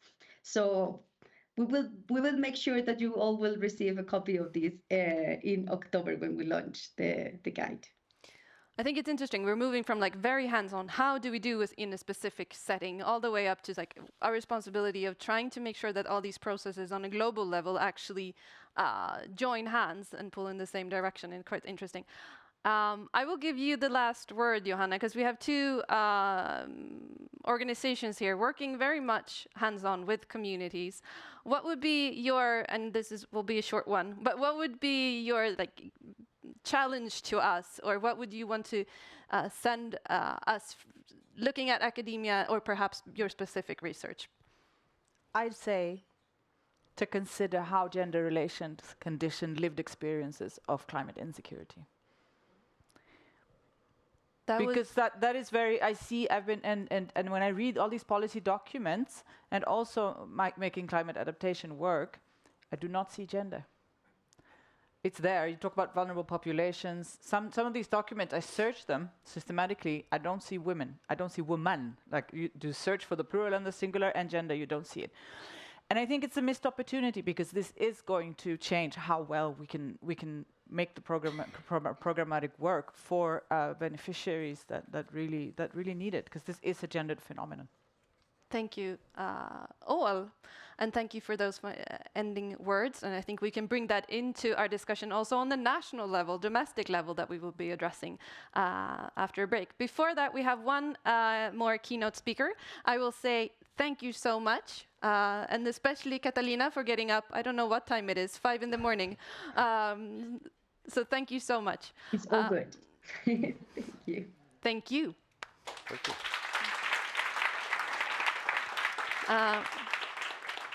But before we let our keynote speaker join us for a few minutes before it's time for coffee, and I hope you can still find oxygen in the room, you who are joining us digitally, you can just stand up and stretch, whereas the people here in this room, can you just turn around and say hello to the person sitting behind you, not next to you, as a preparation for the coffee break soon.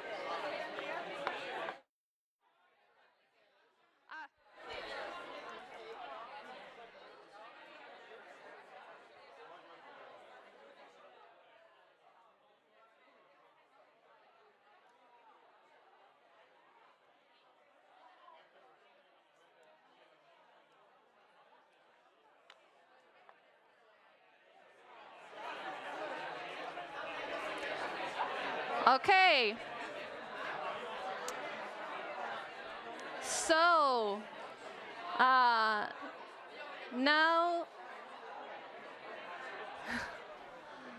can you please bring this energy out into the coffee break and make sure, can you please bring this energy out into the coffee room afterwards, and make sure that you talk to someone that you don't necessarily talk to usually, because this is also one of the reasons that we want to have a physical forum, is to make sure that different sectors, different disciplines meet and interact, and you're in this room, so make sure to talk to someone that you wouldn't expect to talk to.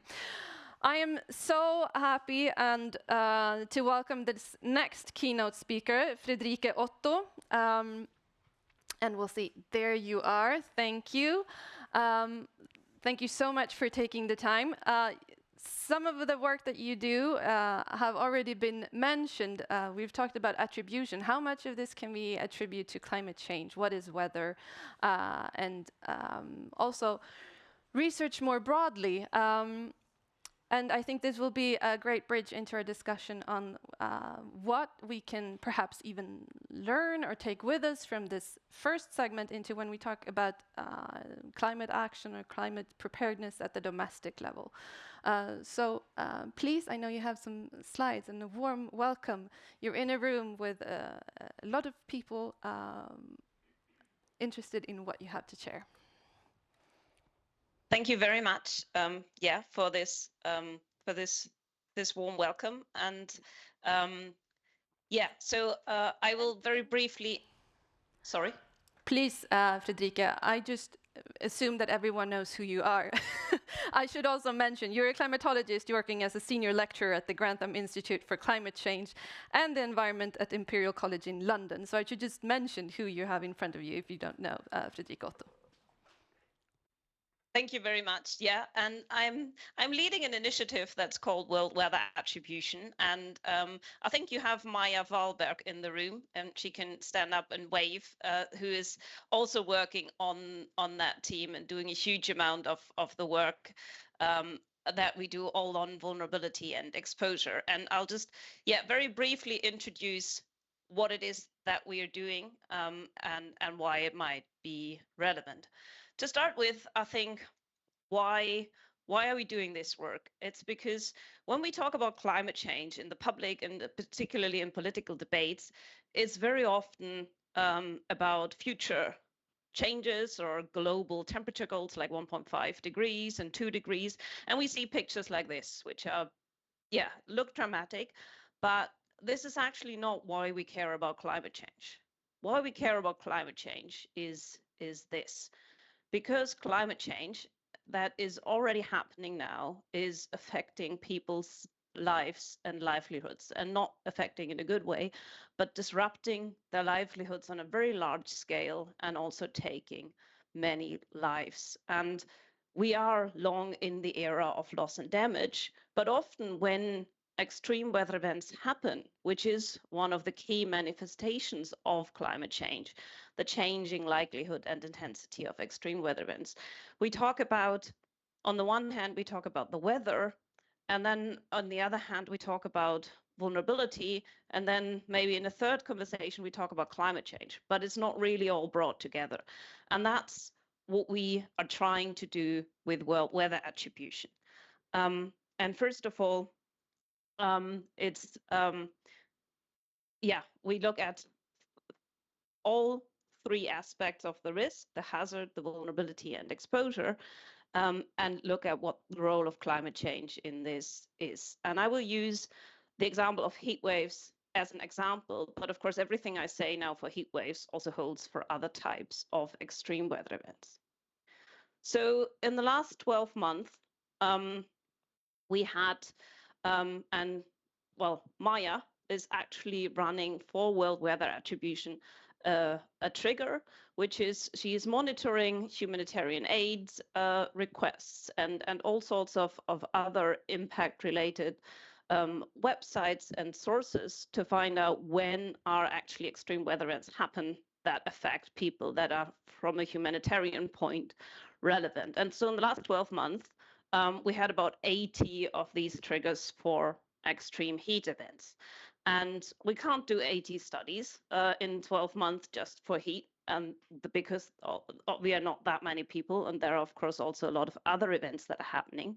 But we looked at 8 of these roughly 80 events, and this is, I don't expect you to read every word here, but this is where these studies have happened and the headline findings. And you see that out of these 6 that are underlined in slide pink, we found that these heat extremes were so extreme, or the temperatures were so high, they would not have occurred without human-induced climate change. And even the other 2, they had a very, very strong influence of climate change. And that means, of course, that they're happening much more frequently, they're much more intense than they would have been, and so pose a much bigger danger than otherwise.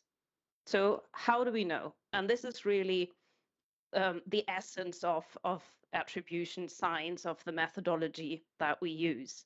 So this is just using a heat wave you probably have never heard about as an example. It was an extreme heat wave that happened last year in October in Madagascar, where the whole month of October really, but in that also some shorter periods, was extremely hot. And that has huge impacts on people, but also on ecosystems. And when we want to find out what is the role of climate change in this heat wave, the first thing we need to do is to define how do we characterize this heat wave? And in this case, we used a very simple characterization in just the whole month of October, the average temperatures over Madagascar. And we found that so then we have the heat wave definition. And then the next step is we need to find out what kind of event is that in the world we live in today. And to do that, we use observations and statistical models and climate models to find out what's possible weather in the world we live in today. So in a climate that's already 1.3 degrees warmer than it would have been without human-induced climate change. And we found, and then we calculate all sorts of possible October temperatures over Madagascar, and that gives us a probability distribution. And I'm not sure if you can see my cursor, but this red curve here gives us a probability distribution. And then for the event that we have observed this year, we then find out what kind of event it is. And so in this case, it's a 1 in 100-year event. So that means in any given year, you have a 1% chance of such an event to occur. That's characterizing the event today. But then to do the attribution, we then, because we know very well how many greenhouse gases have been put into the atmosphere since the beginning of the Industrial Revolution, we can take these out of the atmosphere of weather and climate models and simulate possible October temperatures over Madagascar in a world that might have been without climate change. And this is, in this case, what gives this blue curve here that says the 1.2 degree cooler climate. And in this case, we find that actually the event we're looking at this year is impossible in the world that would have been without climate change. It's so hot, it would not have happened without climate change.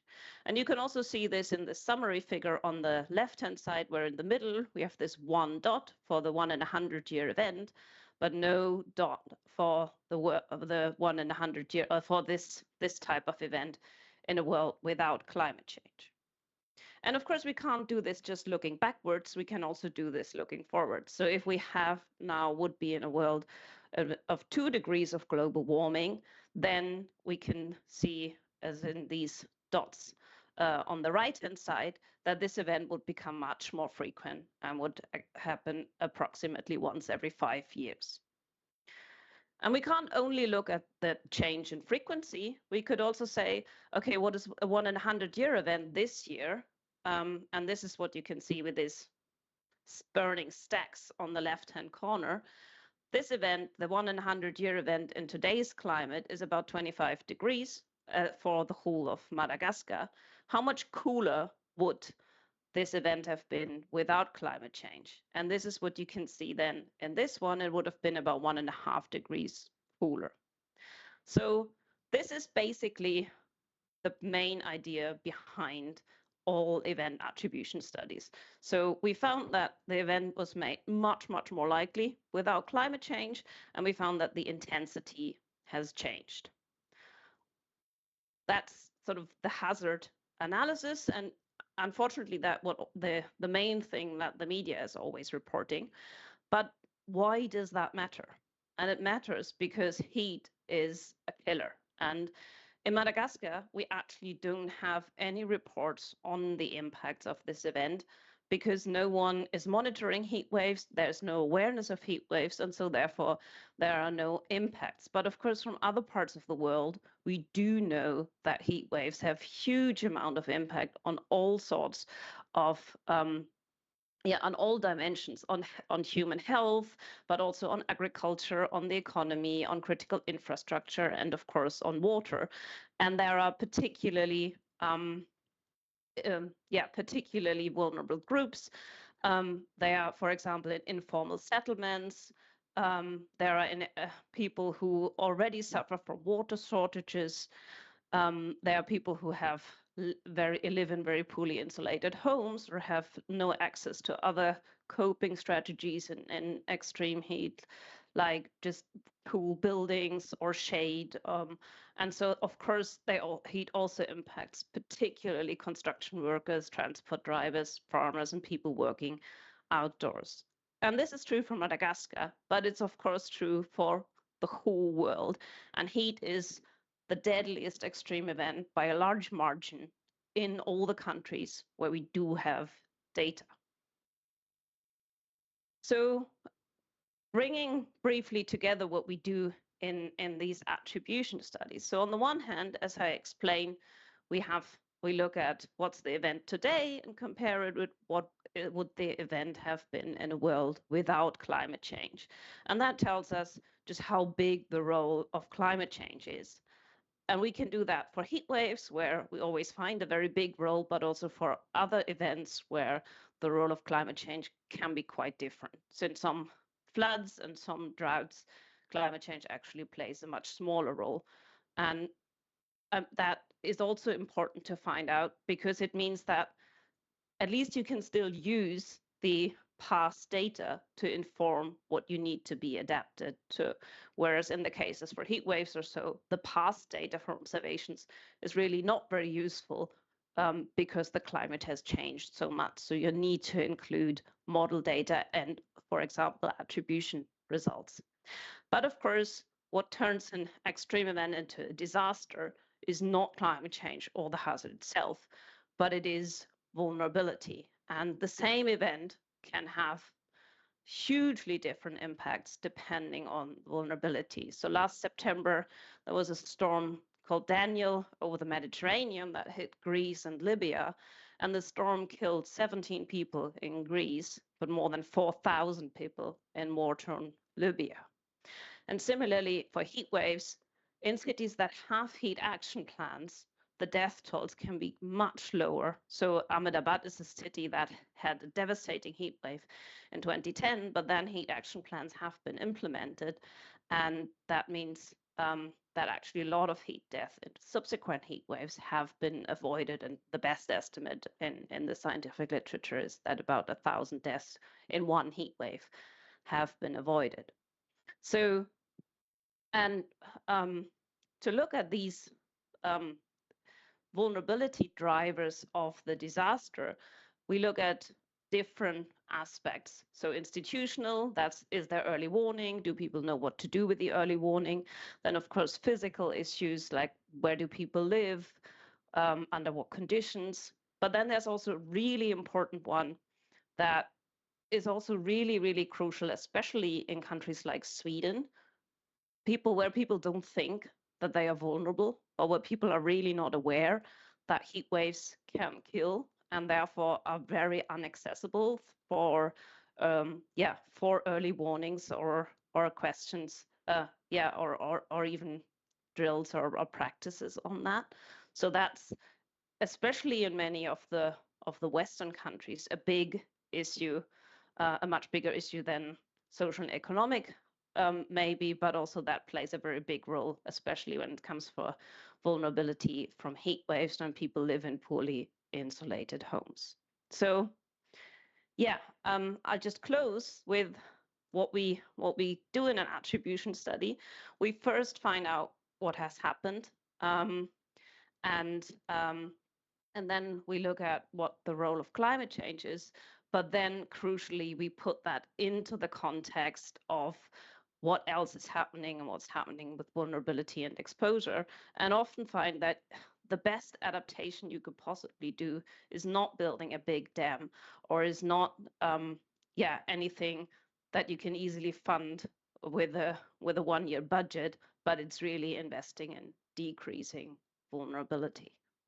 So I'll stop here. Thank you for listening.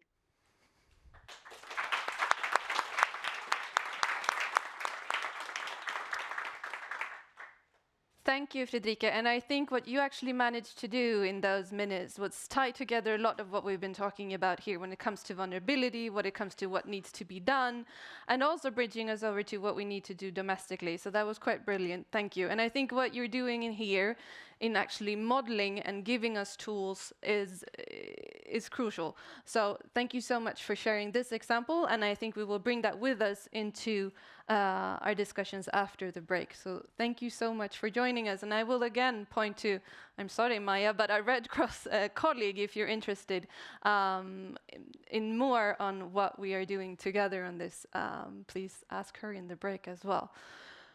Thank you, Fredrika. I think we used up our 15 minutes. And now, all of you joining us digitally, you get a break, we get a break, everyone gets a break.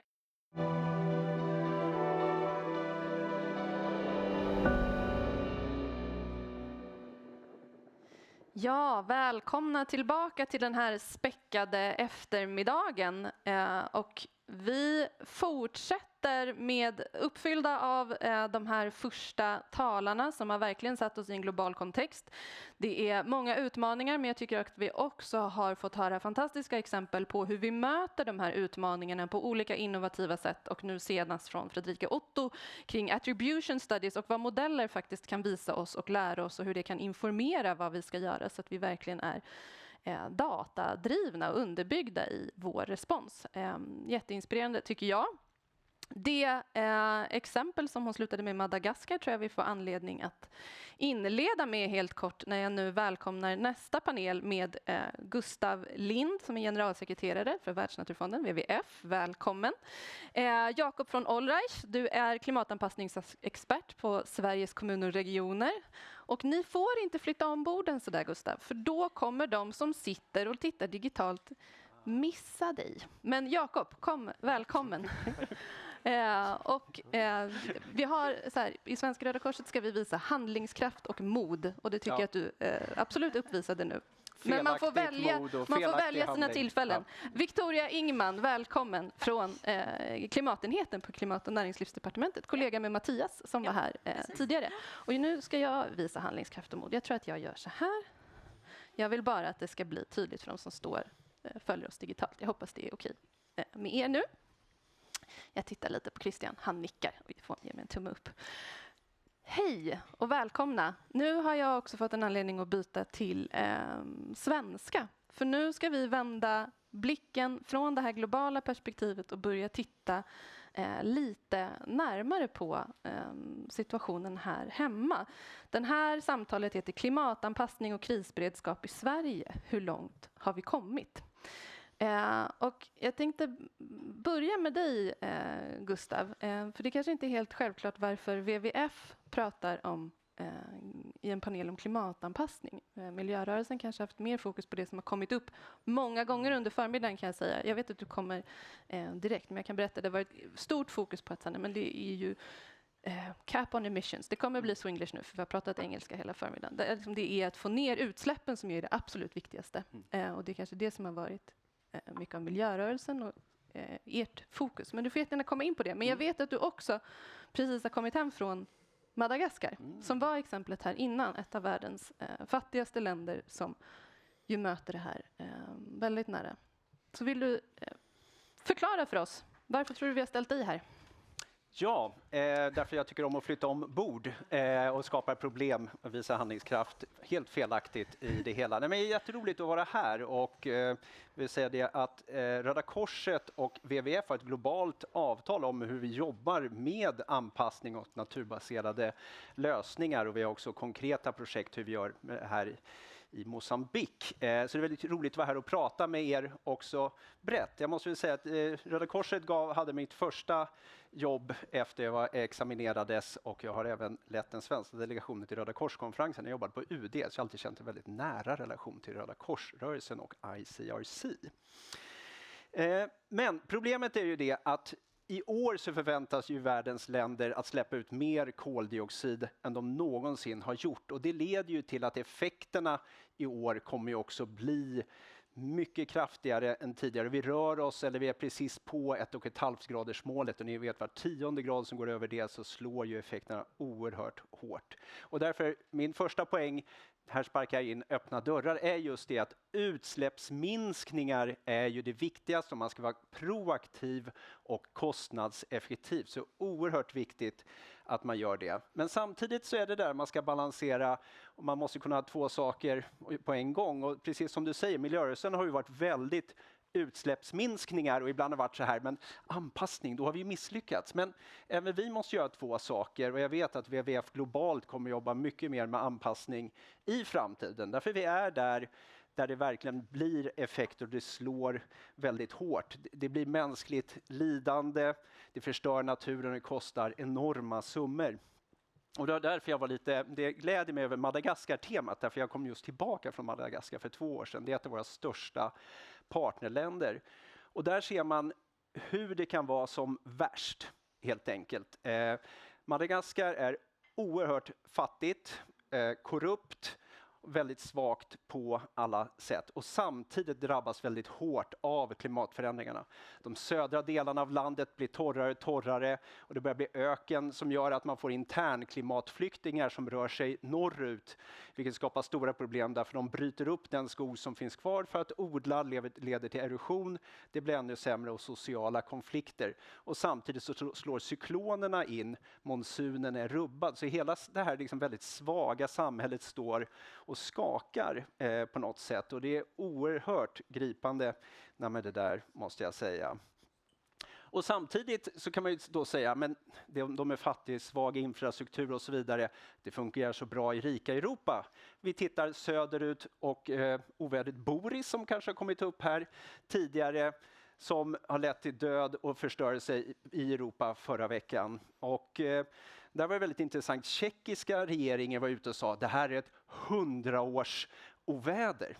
Och problemet är ju det, när vi sen kommer mer till liksom planering och sådana där saker, att 100-årsoväderna, de som man kanske inte förbereder sig jättemycket för, utan där Röda Korset får komma in och rädda, man förbereder ju mer 5-årsoväderna på något sätt, men 100-årsoväderna börjar bli 10-årsoväder, och jobbar vi oss upp då liksom till 1,7 grader kanske är 5-årsoväder. Och sen står vi helt plötsligt i en ny tillvaro där vi måste bygga om hela vårt land, vår infrastruktur och allt annat som är ju extremt dyrt och komplicerat att göra. Och man ser ju också hur det här påverkar Sverige. Jag ska nämna några av de vanliga exemplen. Ni får väl nämna de bättre exemplen, men Gävle med de översvämningarna som var där, kostnad på 400 miljoner när sen försäkringsbolagen börjar stämma kommunerna för man inte har skött dagvatten och andra. Vi har Kristianstad kommun, en briljant idé när man byggde Kristianstad, man ska bygga där, tömma en sjö, bygga bland våtmärker säkert, men nu när vattnet kommer i ån, man har havet en sjö bort, måste man valla upp för 300 miljoner. Och det här kommer ju bara bli dyrare och svårare att hantera. Så min poäng i alla fall med denna inflygning, som är ganska bred, är 1. Man måste nog komma överens om att det finns ett problem här. Och problemet är att politiken är ju inte riktigt där. Nu vill jag inte vara elak mot Victoria.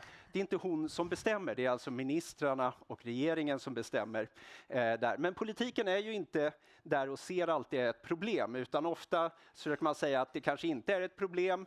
Eller att man har en enkel lösning, ska lösa allting. Och den ligger 20 år framåt i tiden. Vi kan väl komma tillbaka till politiken, Gustav. För jag tänker, nu har du lyft flera frågor här och jag vill gärna släppa in... Hade du en sista slutkläm? Okej, jättesnabbt. Man måste ha en plan och en budget för det hela också. Kanske inte var så bra att hugga klimatanpassningsanslaget med en tredjedel. Och sist men inte minst, naturbaserade lösningar. Ja, vi kan väl komma tillbaka till alla de här punkterna, tänker jag. Ja, som Gustav är inne på. Jag tänker vi ska komma in lite på vad er roll blir i det här också. Men du är redan inne på att mycket av den här anpassningen, vi har pratat om stora förändringar, och oavsett om när vi har pratat, vi har varit inne på Bangladesh, Afghanistan, Pakistan, Madagaskar, många olika, så kommer vi ner till att mycket måste lösas på en lokal nivå. Globala förändringar där vi alla är inbyggda, men till sist så behöver det lösas lokalt.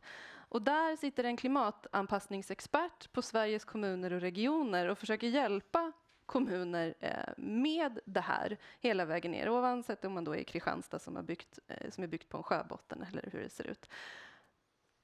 Och om man tittar på liksom frågeställningen här, och Gustav är redan inne på det, att det här kommer bli värre. Hur ser det ut i svenska kommuner idag generellt? Stor fråga, men om du bara kan ge oss en lägesbild. Ja, men jag tänkte börja med att säga då att jag tror att det handlar, vi kommer komma in på exempel tror jag sen också, lite hur det ser ut konkret. Det tänkte jag ta upp lite senare också. Men någonting som behövs, för det första vill jag nämna det här alltid att klimatanpassning är ju ena sidan och kraftiga utsläppsminskningar är den andra. Så att nu kommer jag hålla mig till klimatanpassning, men de hänger ihop, absolut. Och det har hänt mycket de senaste åren i Sverige när det gäller kommuners arbete. En del har initierats så att säga uppifrån, en del nerifrån, mycket nerifrån kan man säga. Men någonting som verkligen behövs tror jag då, jag tänkte ta upp några aspekter. Och det gäller mycket perspektiven. Alltså dels det här med fokus på förebyggande och dels tänka långsiktigt, och det sista då att ta höjd för mer extrema scenarier också, mer extrema klimateffekter. Att de här måste man liksom ha med sig i alla beslut nu tror jag. Och när det gäller förebyggande, Fredrik Otto pratade om det här med värmeböljor som en av de största frågorna. Och det kan man verkligen instämma i. Det är det som man kanske möter, det och skyfall liksom är det som man möter direkta hot mot liv och hälsa liksom i Sverige. Och här finns det initiativ, jag kan gå in på det lite mer senare, men där finns det också lite mjukare lösningar som är på gång i många kommuner. Och tänka långsiktigt och det blir ju vissa aspekter av klimatförändringen då, särskilt det här med havsnivån så att säga.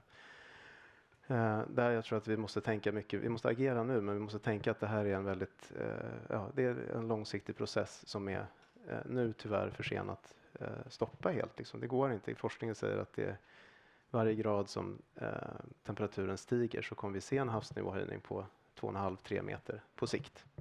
Och då är det bara att räkna nu när vi börjar närma oss 1,5-gradersmålet. Då är det liksom 4-5 meter liksom som är intecknade. Och det här kan ta väldigt lång tid eller inte så lång tid. Det vet vi inte. Men då tänker jag att alla kommuner måste verkligen tänka på det här. Att hur planerar vi, hur bygger vi, liksom, vilka platser är lämpliga. Och vi ska ju då inte bygga på olämpliga platser till exempel. Och det sista då som jag tycker ofta glöms bort är det här med att ta höjd för mer extrema scenarier och mer extrema klimateffekter. För att det har vi sett att vi har blivit överraskade så många gånger. Ja, Gävle eller Köpenhamn eller alla de här händelserna vi har sett, stormen, Babette. Och vi borde inte bli överraskade om vi hade läst forskningen, tittat tillbaka historiskt. Men vi blir det gång på gång då. Och då behöver vi ta höjd för mer än vi tror jag. Både i Sverige och på andra ställen. Jag tänker, när vi pratade lite innan här så sa du att, och det nämner du igen nu, liksom infrastrukturen, vad vi bygger eller hur vi behöver bygga annorlunda. Du pratade redan om den här vallen för 300 miljoner. Finns det en större insikt, skulle du säga, kring de här behoven än de andra som du pratade om, som var någonstans liksom medvetenheten, heatwaves. Jag pratade med Fredrike innan, hon nämnde inte det här, men jag sa så här, heatwaves, vad är det kommuner i Sverige ska göra? Är det liksom AC på äldreboendena? Och hon sa så här, det är inte det som kommer rädda liv, det är större heatplans och medvetenhet. Finns den insikten på kommunal nivå, skulle du säga? Ja, det är väl, måste man säga, det är varierande. Det finns många kommuner liksom, och med olika förutsättningar. Men man kan ju ta ett exempel. Det känns som ofta exempel kommer från södra Sverige eller västra Sverige. Det kanske är naturligt. Men Malmö har ju blivit lite som en förebild när det gäller det här med tänka kring gröna frågor nu. Och faktiskt inkorporerat den här 3-30-300-principen i sin översiktsplan. Alltså att alla människor ska se 3 träd från sin bostad. Det är hälsoskäl och även värmeböljeskäl. Liksom. 30% av varje bostadsområde ska ha trädtäckning eller krontäckning så att vi kan så att värmeböljor bemöts på det sättet. Liksom. Och man ska ha högst 300 meter till ett grönområde. Och det här tror jag är viktigt med sådana här principer som börjar omsättas i praktiken. Liksom och att det kanske inte handlar om luftkonditionering i något rum på äldreboenden också, men det handlar mycket om hur hela stadsplaneringen ser ut, att vi har svala miljöer när det behövs. Och så. Men det är på gång i vissa kommuner i alla fall. Och där, Gustav, nämnde du att det är lite den här vägen ni kommer in också i det naturbaserade. Ni har jobbat med biologisk mångfald med svenska kommuner, rätta mig om jag har fel nu, ganska länge. Och då blir de här naturbaserade lösningarna en väg in. Hur ser det samarbetet ut, eller hur ser ni på det? Ja, jag tror det är helt centralt. Vi har ju till exempel jobbat för nationalstadsparken här i Stockholm. Den fyller väl 30 år nästa år, men det kommer bli oerhört mycket mer viktigt med parken och grönområden i framtiden. Så vi försöker liksom med praktiska sätt driva de kampanjerna vidare gentemot städer. Och sen jobbar vi också med ett ramverk mot globala städer i hela jorden, just hur man jobbar med klimatutsläpp och hur ambitiös man är. Så städerna blir väldigt centrala, det är helt klart. Och Victoria, du sitter någonstans, kanske inte du personligen, men i stor utsträckning då, att försöka se till så att det ändå finns något nationellt. För det som vi är inne på här, Sveriges kommuner och regioner samordnar sig, det finns ett stöd, men att kommuner kanske agerar lite olika, man har olika mycket resurser, olika stor erfarenhet, såklart olika utsatthet, havsnivåer kommer påverka oss olika. Men båda ni två, när jag pratade med er innan, pratar om ett tydligt före och efter 2018. Vad var det som hände då, både i Sverige men också, vad ska man säga, styrningsmässigt? Ja, dels så den sommaren 2018 tror vi alla kommer ihåg. Jag tror att det var en väldigt stor ögonöppnare för väldigt många i Sverige. Och en helt annan medvetenhet spred sig efter den sommaren. Men då 2018 kom, och det var ju en ren slump, men då kom den dåvarande regeringens första strategi för klimatanpassning. Och det var egentligen den första planen som du pratade om. Och börja jobba strukturerat med klimatanpassning som kom. Och då åtog sig regeringen att var 5:e år komma med en ny sån här plan. Och den kom här nu i våras, sen ser ut så här, plan. Så vi har en budget och vi har en plan, men det här är planen.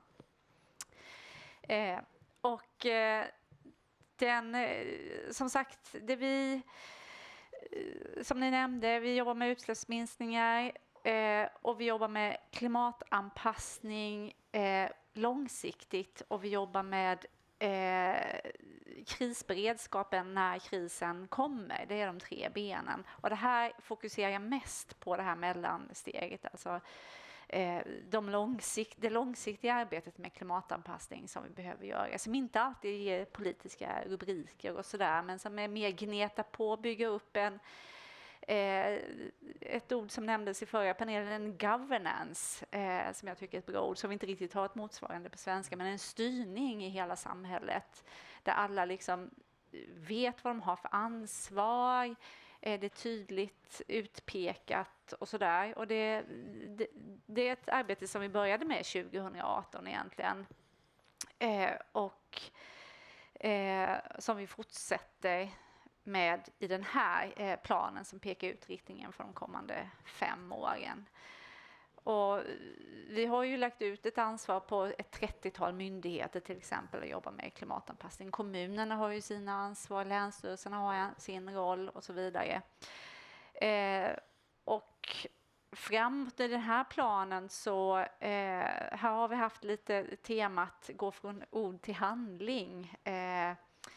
Bland annat så har det visat sig att det finns ganska mycket hinder, eller vad man ska kalla det, i vår lagstiftning i Sverige för olika aktörer att vidta de åtgärder som behövs. Vi har liksom kommungränser och fastighetsgränser och så som gör att vi inte riktigt kan agera på det sättet som behövs. Och det har gjort att regeringen har tillsatt en utredning som kallar sig för klimatanpassningsutredningen 2025 tror jag den kallar sig, för den ska presenteras i april nästa år, för att lösa en del av de här hindren för att faktiskt kunna vidta konkreta klimatanpassningsåtgärder. Vi ser också som en tydlig, liksom, för att framåt kunna fatta långsiktiga beslut, är att det behövs en tydligare målstruktur för klimatanpassning. Det finns inte riktigt idag i till exempel miljömålsystemet eller i budgetsammanhang finns det inget mål för klimatanpassning, och det finns inte uppföljningssystem ordentligt, så det behöver vi jobba med framöver. Får jag fråga Jakob, det som Victoria pratar om här, hur landar det hos kommuner? Landar det som tydligare styrning, eller är man fortfarande kanske skiljer sig för mycket, men om du ändå gör någon så här generell... Jo, men jag kan säga, absolut så håller jag med om det här att det har hänt mycket sedan 2018. Och just med att det har kommit en större tydlighet i alla fall från nationell nivå. Och sen så från kommunernas perspektiv, så det som om man skulle säga med gå från ord till handling, så skulle väl SKR säga då gå från ord till finansiering. Det är det som behövs verkligen, att det finns det här MSBs stöd för naturolyckor på 500 miljoner per år. Det här är verkligen inte en exakt siffra, kanske 10 gånger så mycket som behövs. Alltså eller mer, det vet vi inte. Men just finansieringen är många kommuner som pekar på. Särskilt små kommuner som inte har någon klimatanpassningssamordnare. De vill kunna ha medel till det. De vill ha en motpart på Länsstyrelsen som då man drog bort tyvärr nyligen. Men så att det behöver man behöver följa upp det här med robust finansiering och även ökad tydlighet kring hur samarbete och samverkan ska kunna ske inom kommuner och mellan kommuner. Det är något som SKR verkligen strävar efter, det här samarbetsperspektivet. Men då måste det finnas verktyg också. Jag kan tänka mig att du vill gärna kommentera det här kring budget och finansiering. Du var inne på det redan innan. Ja. Jag vill lägga på ett till och det är ju samordning. För nu pratar vi ganska mycket om institutioner. Vi pratar länsstyrelse, vi pratar kommun, vi pratar statlig finansiering kanske. Och sen står vi här någonstans och representerar civilsamhälle dessutom. Där mycket av det här kanske gränsar mot beredskap, klimatberedskap. Och i det samarbetet, på den sidan någonstans, så har vi ändå kommit en del längs vägen i att se civilsamhällets roll i det. Nästa panel kommer vi prata om särskild utsatthet och hur man når de här människorna som befinner sig kanske i störst utsatthet när det blir något extremt till exempel. Men om du vill säga någonting kring finansiering, eftersom du var inne på det, och sen får ni jättegärna kommentera hur ni ser, för det här forumets syfte är att vi ska bli klokare också i vår roll. Nej, men jag tror just finansieringsfrågan, jag nämnde det att regeringen drog ner en tredjedel av anslaget till klimatanpassning då samma år som den här rapporten kom. Så man måste finansiera om man vill få någonting gjort. Men sen tror jag också man underskattar kostnaderna, därför det här handlar om att bygga om våra avloppssystem, dagvattensystem och allting i samhället. Det är enorma kostnader. Och här är nästan den viktigaste aktören inte här i vår panel. Är det någon här från försäkringsbranschen? Nej, inte det. Va?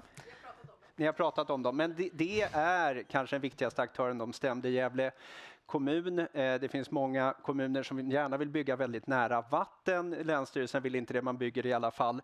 Och sen blir det för mycket kostnader. Så det här är en väldigt viktig aktör för att sätta ett tryck på olika aktörer. Allt ifrån kommuner, det är svårt att stämma, man kan ju stämma regeringen i vissa fall, men så de blir helt centrala i det hela, och det är väl någonting som Ulrika och jag funderar på att prata mer med. Victoria, vi pratade lite kring det här hur det gränsar mot beredskap och huruvida vi lär av andra länder där vi ju ser extremväder som Gustav nämnde. Vi har också sett heatwave som vi var inne på tidigare. Får vi med oss det lärandet? Ja, och det är väl också någonting ett huvudtema i det här, att vi måste bli bättre på att synka ihop klimatanpassningsarbetet som har gått ganska mycket i sitt spår och civila beredskapen och uppbyggnaden av civila försvaret. Det ser vi som en nyckelfråga i det här, och det har vi haft mycket diskussioner om. Både Gustav och Ulrika vet hur lätt det är i regeringskansliet. Det är inte alltid lätt att få ihop alla perspektiv, men här har vi pratat väldigt mycket med våra motparter på försvarsdepartementet, och jag tror att alla är väldigt, väldigt överens om att vi måste få ihop det här. Det är ingen idé att planera och resurssätta civila försvaret och beredskapen om man inte har med det här perspektivet. Så att det är absolut ett huvudtema som vi kommer bevaka väldigt mycket framöver. Hur spanar kommuner på det här, tror du, Jakob? Du sa att det kunde vara ganska stor skillnad när vi pratade mellan södra Sverige, där kanske det var mer tydligt att det var den fysiska beredskapen, för man ser havsnivåer och så. Att andra delar av landet kunde det så annorlunda ut. Precis, man kan ju säga tyvärr så kan det ofta vara så att de delar av landet som har drabbats värst kanske kommer igång först, så att säga. Ofta kan det vara så västra Sverige och södra Sverige och så. Även när det gäller strategier, man börjar tänka i Trelleborg strategiskt kring havsnivån till exempel. Men just därför tänkte jag ta med mig några exempel från norra Sverige, där det kanske är så att man har gjort saker innan det har hänt något riktigt. Till exempel i Sundsvall, där då är det en förutsättning förstås att kommunen äger sin mark eller äger skog. Men där har man börjat arbeta då med något man kallar för klimatzoner i skogen. Man gynnar lövskog istället för barrskog för att få större motståndskraft mot skogsbränder. Och då är det en förutsättning då att man har rådighet över marken. Men det är väldigt lokalt initiativ. Man får andra nyttor, rekreation, biologisk mångfald och liksom klimatanpassning samtidigt. Som kommer då inifrån några förvaltningar som har börjat samarbeta på kommunen. Och sånt, det tycker jag är tydligt, särskilt i mindre kommuner i Norrland. Att i Krokoms kommun där ett väldigt lokalt initiativ i en by att upprätta en sån här trygghetspunkt sen stöttades av kommunen och blev den första trygghetspunkten om det blir en kris där man har tillgång till energi och kan ladda mobiler och så. Och, så att det finns många sådana initiativ även i Härjedalens kommun. Nu rör vi oss lite från klimatanpassning, men där man har det man kallar för att man köper ett 20-tal kor på rot varje år. Så att kommunen äger korna, de bor hos en lantbrukare. Sen så använder man alla delar av korna då och i skolbespisning och förskolor och äldreomsorg då. Så att det ger också en beredskap när man då till exempel inte har så mycket odlingsbar mark, för man har möjlighet till bete där till exempel. Så att det kommer in både på klimat och beredskap och klimatanpassning på något sätt. Så att sådana initiativ finns och de är ofta väldigt lokala och tillsammans kan ju de bli någonting, tror jag. Men man hör inte så mycket om dem. Mm. Jag tänker att vi skulle kunna fortsätta det här samtalet länge och vi ska liksom lite glida över i nästa samtal. För jag tänker, och det får bli er sista kommentar här in i nästa, för sen, i nästa kommer vi prata just om så här, når vi de som är mest utsatta. Var befinner vi oss, skulle ni säga, om man tog en så här temptagning på så här, var befinner vi oss i svensk klimatanpassning? Är det liksom svensk ingenjörskonsttänk som lätt genomsyrar Sverige? Från mitt perspektiv att man gärna tar tag i och bygger, eller får vi med oss den här som vi har lyssnat på hela förmiddagen och som har varit här, att det handlar så mycket om medvetenhet, det handlar om förståelse, om kunnande och att kunna agera. Har vi lite ledande fråga, jag inser det. Men får vi med oss det perspektivet när vi klimatanpassar Sverige? Korta kommentarer som slutkläm. FNs generalsekreterare, världen kokar, men klimatanpassningsarbetet är någonstans där det liksom ligger på en 30 grader. Man upptäckte att det är något och det kanske man behöver någonting åt sakta men säkert om man är underfinansierat. Så man är ju på helt olika platser i anpassningen och utsläppens effekter tyvärr. Så vi har mycket att ta igen. Mm. Från SKRs perspektiv, Jakob? Ja, jag skulle nog säga att vi ändå är väldigt mycket i början av det här arbetet och att det finns en viss... man ser ofta det här att många tror liksom att Sverige är någon sorts ö som är skild från världen. Och det tror jag är viktigt att tänka på att det är inte så. Och att vi måste se att det här kommer påverka alla delar av världen. Kanske vi har lite mer tid på oss, men då måste vi använda den också nu. Och använda den till förebyggande, långsiktigt tänkande och ta höjd för det som kommer nu så att vi kan vara bättre förberedda sen. Nej, men jag håller väl med. Ja, men som sagt, 2018 började vi jobba strukturerat med klimatanpassning. Det är väldigt nyss, om man säger, tänker. Så att vi är ju i början, det är ju helt klart. Men vi jobbar på och vi har en plan någonstans ändå, trots allt. Men det finns väldigt mycket kvar att jobba med. Ja. Jag tänker att vi gör ett liksom snabbt swap här bara och säger stort tack till er, men håller samtalet liksom i huvudet.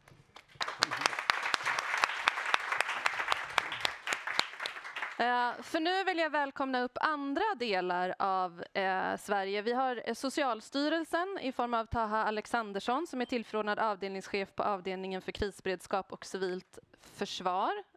Nu spanar jag efter dig. Där, välkommen. Vi har Anette Rickardsson som är enhetschef för beredskap och krisledning på Folkhälsomyndigheten. Och så har vi vår egen Anders Forsberg som är chef för vår krisberedskapsenhet. Ja, ni har precis hört någonstans här, det kommunala perspektivet, regeringskansliets plan ändå för att försöka hålla ihop det. Jag som krafsar lite efter att vi har lyssnat på en förmiddag som handlar mycket om liksom, och nu blir det att jag blandar lite här, men communities, alltså lokalsamhällen och ganska mycket medvetenhet. Jag tänker börja lite med dig, Anders. Både om vi som rörelse och om du ser att vi som Sverige, så här, har vi med oss någon typ av lärande, även om det är totalt olika kontexter såklart, Bangladesh och Kristianstad, alltså vi ska inte göra liknelser så. Men... Jag får summera det. Ja, varsågod. Tack. Ja, men jag tycker det är spännande att lyssna på de här frågorna, och det som liksom det kokar ner till i mitt huvud är: vad menar vi med klimatberedskap? Om den termen som du också använde här alldeles nyss. Och ibland så, den har på något sätt börjat användas i olika sammanhang. Att vi, å ena sidan så har vi ett klimatförändringsfenomen vi behöver förhålla oss till. Och sen så har vi ett beredskapstänk inom andra. Och så ska vi försöka gifta ihop de här kanske. Och då, vår ingång som Röda Korset från hela vårt rörelseperspektiv är ju att från 150 års arbete och arbete över hela världen är att är man utsatt i vardagen så drabbas man hårdare när krisen sker. Det ser vi överallt. Det vill säga, vad ska då vår klimatberedskap förhålla sig till? Jo, men det behöver ju faktiskt förhålla sig till de som drabbas värst. Och där ser vi ju tyvärr att, som den tidigare panelen också sa, vi har jobbat med det här inte särskilt länge. Men den senaste klimatanpassningsstrategin har ju överhuvudtaget inte ett tänk kring sårbarhet. Det finns i stort sett ingenting om särskilt utsatta grupper. Civilsamhället nämns på 2 platser i strategin, och det är bara för att rada upp olika typer av aktörer. Så att på samma sätt som vi har lyft tidigare inom ramen för den svenska krisberedskapen, att vi måste tänka på vilka är det som faktiskt drabbas. Vi behöver ha ett behovsperspektiv inom krisberedskapen. Så behöver vi nu applicera samma perspektiv när vi pratar klimatförändringarna.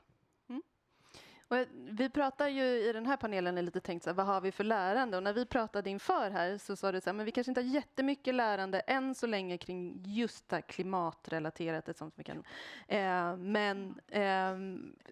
När vi pratar Socialstyrelsen, sen kan vi prata Folkhälsomyndigheten, men nu pratar jag med Socialstyrelsen. Men att det finns flera liknelser kopplat till covid-pandemin till exempel, när det gäller så här, når vi dem i störst utsatthet. Finns det paralleller att dra där? Har vi ett lärande, apropå det Anders pratar om? Nej, men det har vi. Jag ska absolut inte säga att vi inte har ett lärande. Jag tror att mitt syfte är att vi pratar ofta som att har vi lärt oss, men kan vi se det i våra implementerade planer? Kan vi liksom agera på dem? Och där är vi nog inte än, och precis som föregående panel sa så är det ju väldigt mycket just de här klimatfrågorna. 2018 var ju en ögonöppnare för väldigt många, tragiskt nog. Men tittar man på förändringar som har skett, och det är därför jag har papper för det var siffror här, så om man tittar på just särskilda boenden där vi har just den här vissa sårbara grupper, så var det runt 50% av dessa hade beredskapsplaner för värmeböljor 2016. I årets mätning så var det över 90% av de som har det. Så att vi ser ju en utveckling. Vi ser ju en utveckling också kopplat till ganska många av de ansvarsområden där liksom socialtjänsten och de särskilt sårbara grupperna. Det vi inte ser, det är en förstärkning i just kontinuitetsplaneringen. Att det här att vidmakthålla det här över tid och träna och se till och liksom justera det här. Och det tänker jag att det såg vi under pandemin också. Det var definitivt en lärdom under pandemin. Det var ingen liksom revolutionerande stöd som egentligen behövdes. Det behövdes utbildningar i basala vårdhygiensrutiner och olika typer. Men att upprätthålla det här över tid och ha kvar kunskapen när du är förbi krisen och inte liksom tappa bort den kunskapen. Där behöver vi bli bättre på det. Jag tänker att det där kontinuitetsplaneringen, att det här ska vara hållbart över tid, behöver liksom absolut finansiering, men framförallt och inte bara drivas av eldsjälar, utan det här måste in i någon typ av uppföljningssystem där du regelbundet också ser till att man inte bara tar fram planverken, utan drills hade ni här på tidigare slide, testa dem, öva dem, se till att skruva på dem framförallt. Jag vill också lägga till, tjuvlyssna på förra panelen här, och jag tycker det är också så otroligt viktigt det här, och MSB har ju initierat ett arbete. Vi är ju 60 stycken beredskapsmyndigheter och vi ska ju ha just inom några veckor ett möte där vi samtliga tittar på klimatanpassning och också det civila försvarets uppbyggnad.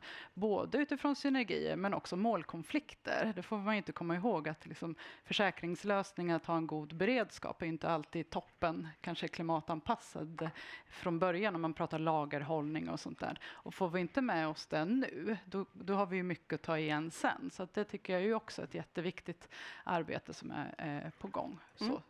Det är ju en bra passning till vår panel sen också, om partnerskap och lösningar och hur man liksom greenar sin respons. Nu blir det så English, men någonting som vi ju tittar på mycket i humanitära sektorn också, kring hur minskar vi vårt eget avtryck när vi samtidigt försöker hantera det här. Folkhälsomyndigheten kanske man tittar på och tänker så här, klimatanpassning. Vad kliver ni in i det här? Men vi jobbar ju med folkhälsa, så vi tittar på hälsan. Och vi har precis släppt en rapport där vi har tittat på klimatpåverkan och jag kommer inte ihåg vilken dag det slås ut. För jag har varit och resande fot och gick upp 4 i morse. Om jag är lite vimsig så beror det på det. Men den är väldigt konkret, liksom, vad det påverkar för olika perspektiv. Alltså hälsa är ju både en förutsättning och en drivkraft för att lyfta alla beredskapsområdena och krishanteringsområdena. Oavsett om det heter krig eller miljökriser eller något annan kris. Och det tycker jag är jätteviktigt. Vi kan ju liksom inte ha en försvarsvilja i landet när alla går på psykofarmaka. När de tabletterna tar slut, då har vi liksom inte. Vi måste ju rusta från botten. Och då är konsekvenserna av klimatkrisen jäkligt viktiga för folk, liksom hälsobefinnande helt enkelt. Och det är ju, och så tänkte jag på det här, jag hörde lite så här olika sårbara grupper. Det beror ju på vad som händer. Men en sak är helt säker. De äldre och barnen drabbas alltid. Om man generaliserar liksom i grupper. Värre än någon annan. Så det är ju också viktigt att se att vi måste bygga underifrån, men också liksom ta vara på de äldres erfarenheterna. Och jag tror att det är oerhört viktigt, som någon sa, som jag inte kommer ihåg namnet på, men att man måste liksom se att det finns inte någon speciell beredskap här utan vi har en tillsammans. Och vi måste jobba på alla nivåer, inte bara i det enskilda, utan jag måste säga att jag har också en Röda Kors-magnet på min kylskåp. Förändring börjar med dig själv. Och då liksom från det till det globala perspektivet. Och jag har precis varit på ett WHO-möte. Alltså där finns det ju också enorma utmaningar, framförallt ur solidaritetsperspektiv. Och där finns det en ganska stor lärdom ifrån pandemin när de rika länderna tog allt vaccin. Och det är någonting vi liksom, och jag hoppas att man kommer fram med ett pandemiföredrag till i maj nästa år. Men det är långt ifrån mellan medlemsstaterna i världen. Det är ju beredskapsveckan nu och vi pratar ju ganska mycket om att så här, beredskap är en medmänsklig handling och det är ju lite det du är inne på, att så här, Sverige skulle kunna ha en högre beredskap så att vi inte kanske är i behov av att dra på mer resurser eller kan kosta på oss att vara solidariska, om jag liksom drar lite långt. Men jag tycker att det är intressant ändå att prata om så här, vi behöver bygga generell beredskap, men när vi förpratade lite, Annette, så var du inne på någonting som för mig blev väldigt tydligt, och det var så här, men du sa vi måste ändra på hemkunskapen. Ja. Och jag tyckte att det var så intressant att liksom bredda så här, för det blir lätt den här vallen, eller så pratar vi kontinuitetsplaner, så här, hur ska vi få sjukvården att fortsätta fungera? Du var ända ute i hemkunskapen. Ja, kan du inte liksom... precis. Nej, men jag konstaterar ju, vi övervakar ju smittsamma sjukdomar enligt smittskyddslagen, som man för övrigt ser över det nu, men också i hälsohotförordningen på EU-nivå. Men där kan jag konstatera att varje år så ser vi ju liksom att matsmittorna, alltså campylobacter, listeria och salmonella, det går liksom upp varje sommar. Och det är ju inte bara dåliga producenter, utan det är väl kanske sådana som jag, man lägger in grejerna och så åker man 4 timmar till Värmland. Och då håller ju inte produkterna. Alltså, man måste ju tänka lite själv. Och de här gamla kunskaperna som man kanske fick med sig i hemmet, hur man hanterar livsmedel, det kanske smittskyddsläkaren skulle jobba med istället. För att när vi får sjukdom, då belastar vi vården mitt under sommaren. Då är det liksom inte top notch på bemanningen. Att man får in med liksom barnet, med liksom alla får en släng av en kunskap med sig. Jag menar att det är bara en symbolisk beskrivning, men jag tror att någonstans måste man jobba liksom långsiktigt och tänka lite nytt utanför boxen. Inte bara här och nu effekten, utan på andra sätt. Vi blir liksom inte fler heller. Utan det som händer är att det kommer ännu mer smittor och det är mer översvämningar och torrperioder och allt vad det nu är, värmeböljer. Utan då måste vi ju liksom tänka och göra på något annat sätt. Jag tittar lite på dig, Anders, för att det här gör ju vi som rörelse ganska mycket runt om i världen. Borde vi ägna oss mer åt det här i Sverige som nationell förening? Vi borde ju kanske en smula ledande fråga. Det vet vi ju redan, att det borde vi, och det gör vi mer. Jag tar till fasta det du sa där om att vi borde jobba annorlunda inom vissa områden. Jag skulle också vilja påstå att vi behöver, alltså som vi har varit inne på här, vi behöver också använda oss av de existerande strukturer vi redan har bättre. Ja. Och där, jag var precis och föreläste för Västra Götalands regionala råd om befolkningsskyddsfrågan inom ramen för totalförsvaret. Och här tycker jag jag ser ganska bra paralleller. Vi behöver någonstans ett befolkningsskyddsarbete utifrån klimatförändringarna. Där pratar vi om skyddsrum, vi pratar om utrymning och inkvartering, vi pratar om alarmeringssystem för vid ett väpnat angrepp, hur ska vi se till att befolkningen ska skyddas? Det är precis det vi behöver ha i händelse av en stor klimatkonsekvens. Vi behöver tänka befolkningsskydd. Vi behöver tänka hur ser vi till att de som drabbas hårdast faktiskt omhändertas av samhället. Och då behöver vi kanske, precis som du var inne på Taha, jag tycker det låter jättespännande. Hur tar vi de här civilförsvarmekanismerna som ju finns uppbyggda för främst i händelse av ett väpnat angrepp? Hur applicerar vi dem på den här typen av sammanhang? Och kan vi hitta sätt att använda de strukturer vi redan har? Jag tänker på verktyget, RSA-verktyget. Det är verktyg som kommuner och myndigheter och länsstyrelsen har för att ta fram risk- och sårbarhetsanalyser för att bedöma vad det är vi måste möta på något sätt. Där behöver vi få in både såklart ett klimatperspektiv, och det vet jag finns där till viss del, men också i väldigt hög utsträckning så behöver vi bli bättre på att jobba in ett behovsperspektiv i de typen av analyser som vi redan har. Så att säga, vi behöver få in den här typen av grejer i våra existerande verktyg, skulle jag vilja påstå. Ja, för att om jag får gå tillbaka till covid då. Vi rör oss lite mellan det här liksom beredskap, klimatberedskap, klimatanpassning. Alltså, det är lite intressant om man jämför med samtalet innan när vi pratar klimatanpassning och här. Så jag rör mig lite fram och tillbaka. Där finns det ju mycket lärande som sagt och det har hänt mycket saker. Men någonting som vi skrek ganska högt om var ju att så här, men ni når inte grupperna med allra störst behov. För de kommer inte ens framför er blick. De har ju framför vår blick och kanske andra civilsamhällesorganisationer med man får liksom ta till sig offentlig information, man kanske tvivlar eller inte har tilltro till den information man tar del av. Kommer det här upp alls i de här diskussionerna? Nu skulle man nästan vilja ta Victoria kvar här uppe, men ni som kanske sitter i... Om jag får börja, jag tänker att du har helt rätt, alltså just målgruppsanpassad kommunikation, att vi statliga myndigheter blir bättre på att anpassa det vi vill nå ut med till den målgruppen som behöver nå det. Och det är väldigt lätt att tänka att det handlar om språk, det handlar inte bara om språk, utan det handlar om också att säkerställa att vi har, staten kan inte hela tiden nå alla, utan hur gör vi det tillsammans och hur samarbetar vi för att nå ut. Jag drar gärna en parallell där vi definitivt identifierade lärdomar under pandemin som vi fick med oss i socialtjänsten. Ni har varit väldigt drabbade av en påverkanskampanj som LVU-kampanjen som ni kanske hört talas om. Och här handlar det ju verkligen om att nyttja det här, att jobba med trossamfund, arbeta med, finnas på plattformar där till exempel ungdomar och andra finns. Socialstyrelsen är med på TikTok, bara en sån sak är ju revolutionerande. Men att verkligen, det går inte att tro att för att vi har tagit fram en produkt och talat om, vi sitter på väldigt mycket fakta.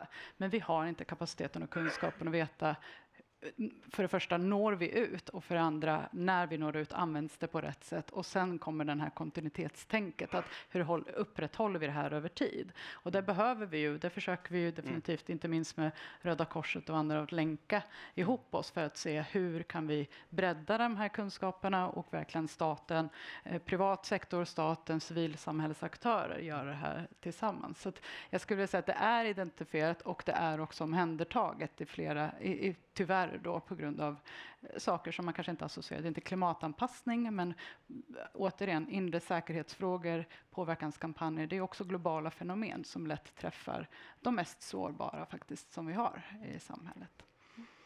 Nej, men jag håller med. Och det var ju en akut händelse och det fanns inte på plats helt enkelt där ute och då blev det ett gap.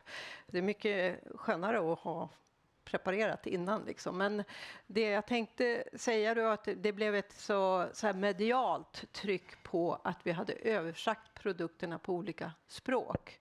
Men om man har kommit hit och inte kan läsa sitt eget språk, då hjälper ju inte det. Och man kanske inte ens är inne på våra hemsidor. Vem hänger på Folkhälsomyndighetens hemsida? Liksom, det är ju helt... Ja, det kanske du. Men du kanske inte är den sårbara gruppen då. Men det jag tänkte säga att det var att vi testar ju en metod som heter Hard to Reach och WHO har tagit fram som vi har testat ganska lång tid innan kring att öka barnvaccinationer på grupper som inte, som man kan vara skeptisk eller inte når. Och den funkade ju mycket, mycket bättre för då har man en liksom från den populationen som är sårbar så att säga som blir talesperson. Så det är en annan metodik. Men det var ju också många regioner som började arbeta annorlunda med liksom bussar ut på plats och men det var goda exempel, växte ju upp så småningom men inte i det här akuta. Mm. Ja, du får. Sen så ska jag be om en... Jag vill också bara lyfta in, det här är ju, frågan som sådan är ju liksom, som alla, jag tänker i det här rummet vet, är ju per definition komplex. Och klimatförändringarna är ju å ena sidan någonting som vi behöver hantera på lokal nivå. Vi behöver möta det, som flera av oss har varit inne på, genom civilsamhällesorganisationer, genom frivilliga. Vi behöver stärka allmänheten. Vi behöver ett tydligt ramverk på statlig nivå. Det är också i allra högsta grad en säkerhetspolitisk fråga.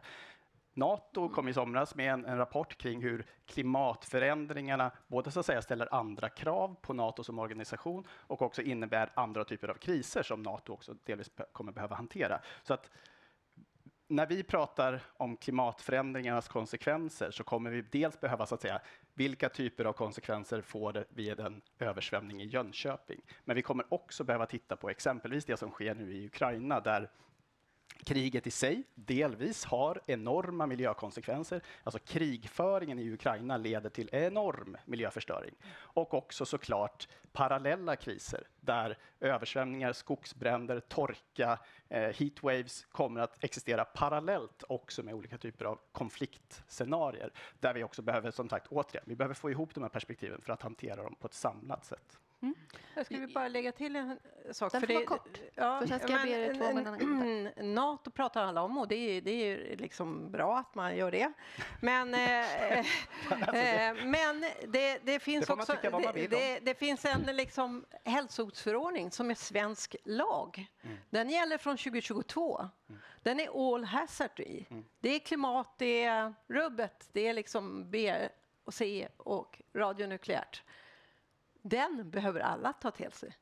För det handlar liksom hur EU har liksom ställt krav på alla länder att jobba med de här frågorna. Nu kommer ju den 2022 och genomförandeakterna är på gång. Liksom men att vi behöver inte att NATO säger till oss att det här är viktigt. Nej, men NATO är ju faktiskt ingen lagstiftning. Nej, men det är den här. Det här är svensk lag. Så vi har lite så här pistolen på huvudet faktiskt att agera. Ja. De här forumen som vi arrangerar en gång om året handlar ju om att vi försöker bli lite smartare. Helt enkelt. Agera lite smartare för att det vi har kommit in på hela tiden är att så här, behoven ser ut så här, finansieringen ser ut så här och det här är, vi kan säga många gånger som helst att det är komplext men samtidigt så trillar det ner i ganska lokala lösningar. Ni som representerar 2 tydliga myndigheter men som också jobbar nära oss, vad skulle vara, nu får ni någon så här one-liner-svar, men jag vill ändå höra, liksom, vad är er rekommendation till oss? Hur borde vi, för vi kan ju tänka själva hur vi borde bereda oss och anpassa oss. Men vad ser ni för en roll för en organisation som Röda Korset i det här, att vi började först 2018? One-liner. I Sverige. Ja, varsågod. På studs. Jag tror att statliga myndigheter eller offentlig sektor generellt, när vi pratar om komplexa situationer så har vi behöver all kunskap vi kan få. Så du får en tillbaka kaka där. Ja. Utbilda oss. Alltså för dialogen med oss som likvärdiga. Det finns inget liksom, det går inte att stuprörshantera den här typen av frågor. Jag är den första som erkänner, och Carl från MSB kanske har lämnat rummet, hoppas det, men jag erkänner här då live att när det först kom på agendan att vi skulle sätta ihop, vi håller på med att bygga totalförsvaret, nu gör vi det i NATO-kontext där vi ska bygga ska jag också ta hand om klimatfrågorna på mitt bord? Det är till och med, jag är så här, hur i hela friden ska jag få ihop det här? Så att, men det förklarades för mig och jag börjar förstå det mer och mer. Så att, och mycket av det här är ju också att ni utbildar oss. Och nu vart det en jäkligt lång one-liner här. Men, men lite tillbaka kaka. Att vi har våra uppdrag och vi ska liksom genomföra det. Vi ska, men vi måste kanske vi har en mun och 2 öron. Och vi får väl nyttja det perspektivet och lyssna på fler aktörer som kan mycket. Jag tänker så här att Röda Korset finns ju inte bara i Sverige utan liksom internationellt också. Det är en oerhörd drivkraft tillsammans. Både i samhället här i Sverige naturligtvis. Allt ifrån liksom, olika Röda Korsföreningar men också det globala. Det tror jag är jätteviktigt.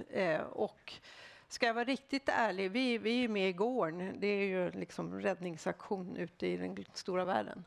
Och där är internationella Röda Korset alltid med. Vi lär oss skitmycket av er, ska jag säga.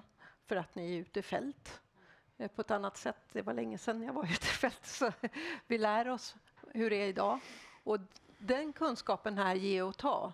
Samtidigt så tror jag att vi får passa oss och tro att vi ska bara ropa efter mer folk eller mer pengar. Vi har det vi har, men vi kan göra jäkligt mycket med det vi har. Bara om vi tänker till hur vi jobbar smartare. Och det, Anette, ger mig en perfekt radioövergång till nästa panel som kommer att handla om partnerskap. Så tack så jättemycket till både er och föregående panel.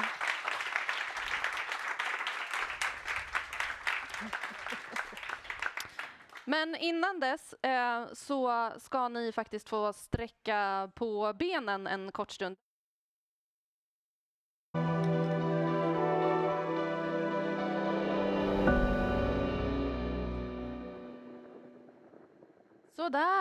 Sådär, välkomna tillbaka till det här sista segmentet av en späckad halvdag där vi utforskar klimatkrisen som en humanitär kris.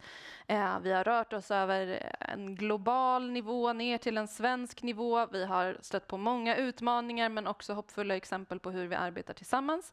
And I am now going to switch over to English again as we are approaching the final panel that we have with us today. And I've actually given these poor speakers the task of, can we bring some hope into this last discussion? And it's, I must say, it's something to talk about this during a full segment like this. Can really touch upon something, especially when we talk about people. But the idea now is that we are going to talk about exploring new ideas and partnerships to tackle today's challenges and maybe even find some best practices. What can we do together? And just as this forum is intended, we try to bring different forums, different actors into the same room, and now we even have you in the same panel. We have Kanika, our colleague from the Swedish Red Cross. We have Simon from Ramboll. We have Cecilia from Swedbank. And we have Maria from SIDA, the Swedish Development Agency.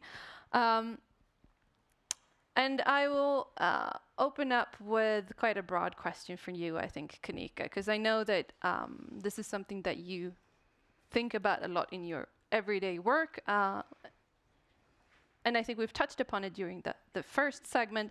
But why should now the private sector and the humanitarian sector partner more? I know we have the public sector represented here as well. But if we start just in the humanitarian and private, why should we join forces and what could that look like?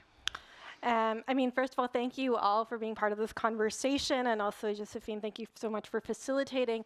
I think the easy answer there is that we have so much to gain if we do it, if we start to bring this together. And I think at the Swedish Red Cross, we've had the really fortunate opportunity for a little while now to start thinking about this when it comes to solid waste management. The reason we're looking at solid waste management is because, you know, we've seen today about the climate crisis and how it's impacting so many different communities, but solid waste acts as a risk amplifier when it comes to these climate impacts.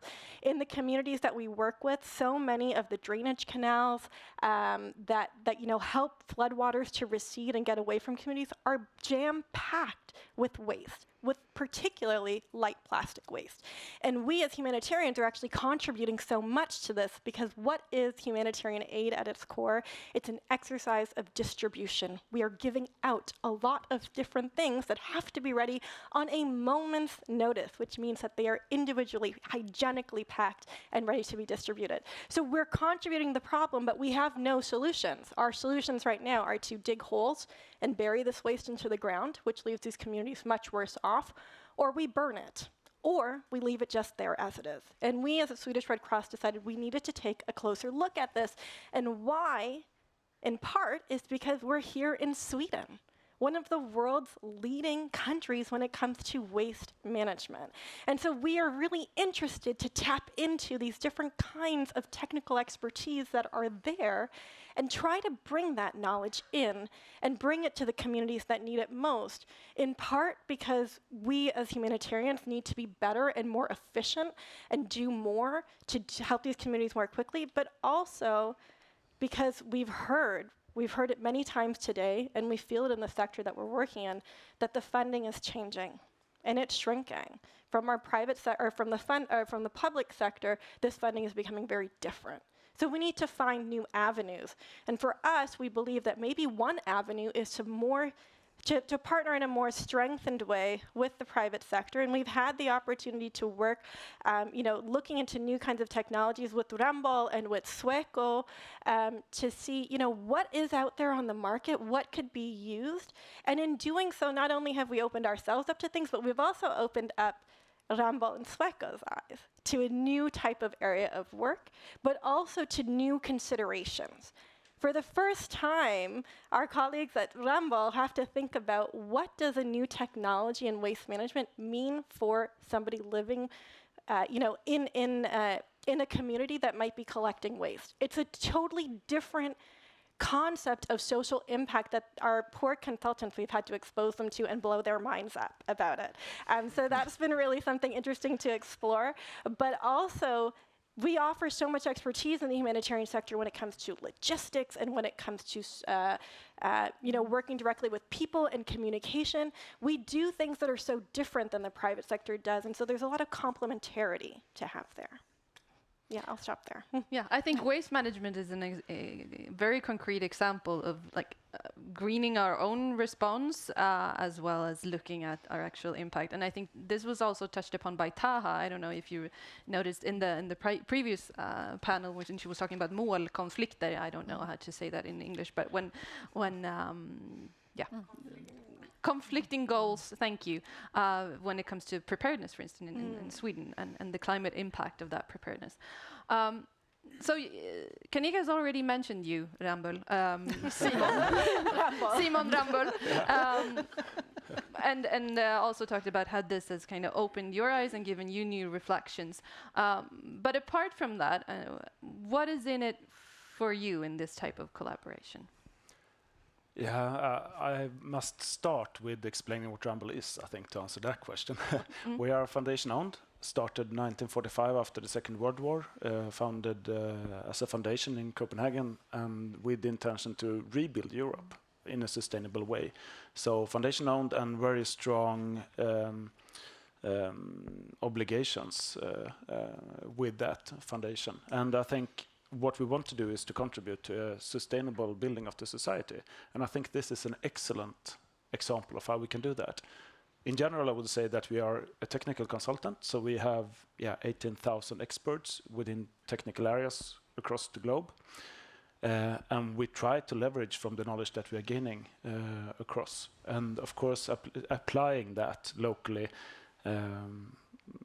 in the different areas where we are working. And this is an excellent example of taking the knowledge how to set waste management systems up, for instance, and across I would say, the different needs in the society. I mean, we also have water treatment or production or the energy, all these utilities and services that you actually need. With that expertise and then understanding it in the context that we have together with the Red Cross here, that's a really interesting area for us. And also, I must say, we are, of course, as a foundation, we also have pro bono projects where we're also partnering up. So it's also an important thing that we have a deep cooperation, I would say, in many areas with the Red Cross. And of course, we are learning from these kind of projects that we are teaming up. So extremely interesting. What I thought of when we talked prior to this conversation, you said that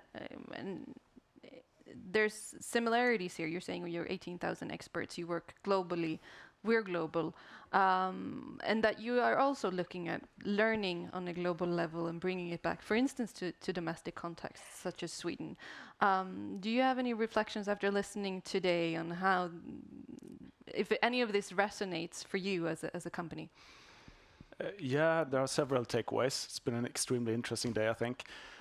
It goes both ways. I mean, that's my takeaway. It's a global context. We are getting more connected internationally. Talking about climate and I mean the challenges to cut carbon emissions, that's really a global challenge, needing global cooperation, policies, regulations to get that down. And also leveraging on the technology worldwide, I mean, to get that happening. So it's an area where we can build the technology and really apply it worldwide. But it's also getting the information in. I mean, to see how to learn from the areas which are more maybe threatened by the immediately in a short term by the changes of the climate. We can also learn in terms of resilience and climate adaptation for the Swedish system, as mentioned before. I think we can look at the areas which are worse and then try to adapt and move early, I would say, on the Swedish system. And with that, of course, we can also import knowledge. I think we have to be humble in that way to see some technologies and expertise we can export out of the Swedish Nordic approach, but also the other way around. Yeah, similar to what Kanika was touching on as well. Swedbank, because I think Kanika was talking about both the technical expertise needed that we have and that we can also share, and you're also moving in that direction, Simon, when it comes to knowledge. And then there's the financial side to it, and I think Swedbank, you support the Red Cross in many ways, but and you're welcome to mention those, but I think it's also interesting when we talked on how you work a lot with the issues that we just talked about on the municipal level in Sweden, for instance. But please, you were wanting to comment on. Yeah, yes, to talk about new solutions and new knowledge, because we understand that our clients need more than financial advice and financial solutions. So we have a cooperation also with Ramboll, actually, and so that's quite new, and it's really good. It's to make real estate or energy companies more energy efficiency, and we also have strategic advice from you on maybe it could be business plans, for example, and then we connect it to financing, of course. So that is really important for our clients because it's more and more complex, and we have more regulations also.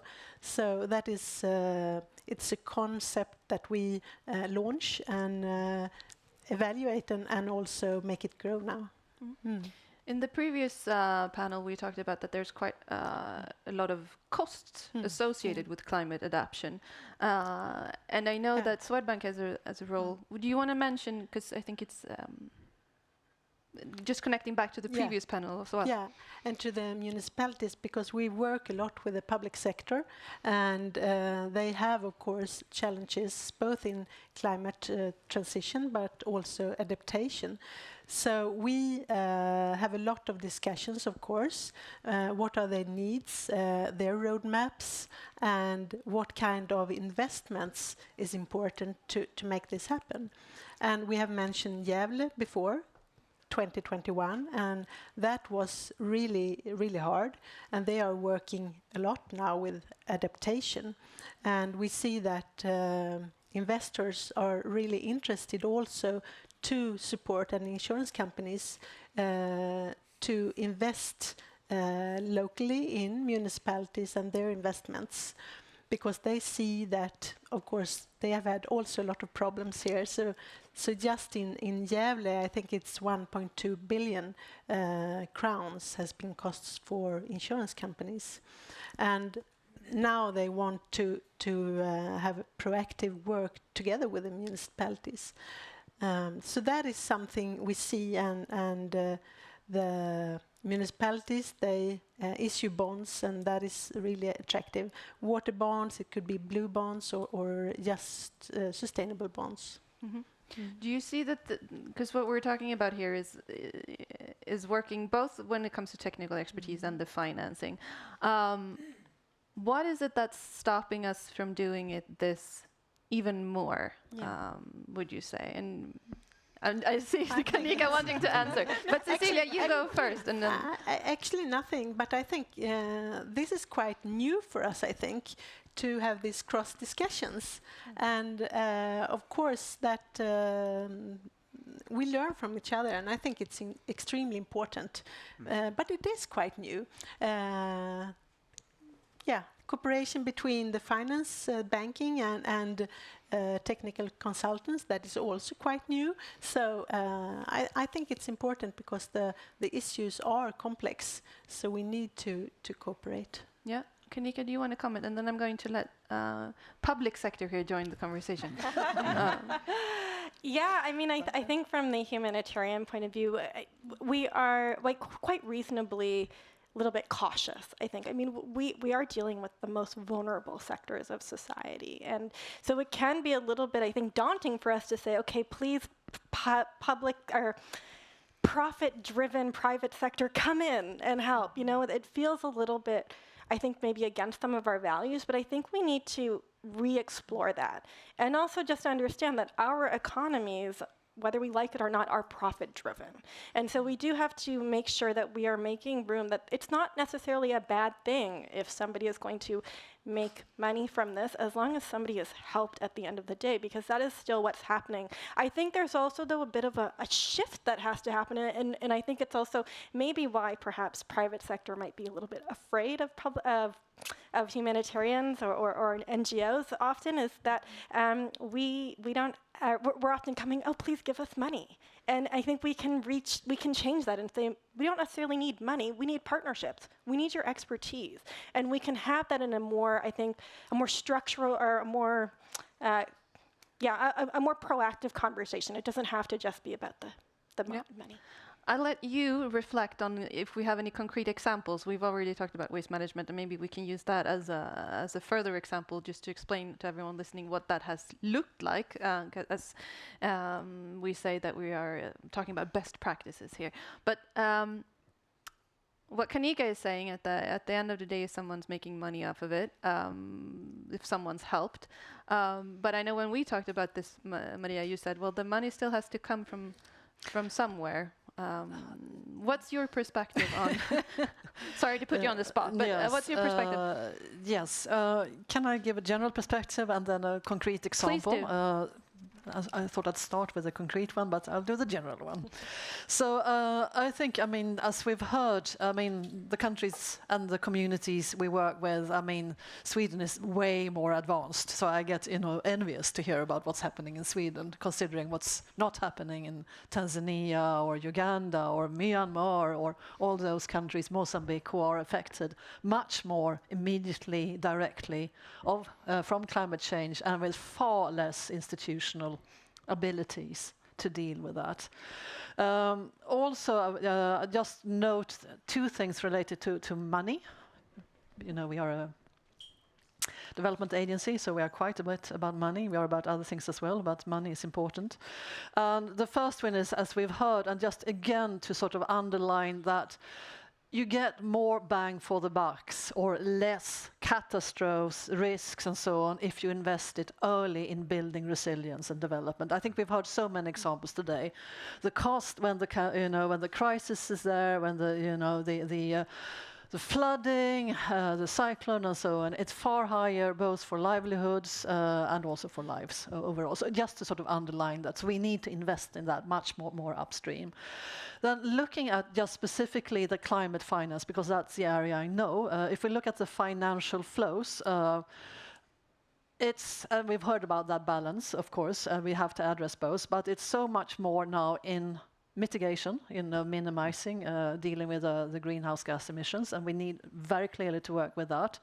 If you add the private flows, it tilts even further to that end. And why is that? Because there are more market opportunities. You can invest in green transport, you can invest in renewable energy solutions, solar, wind, and so on.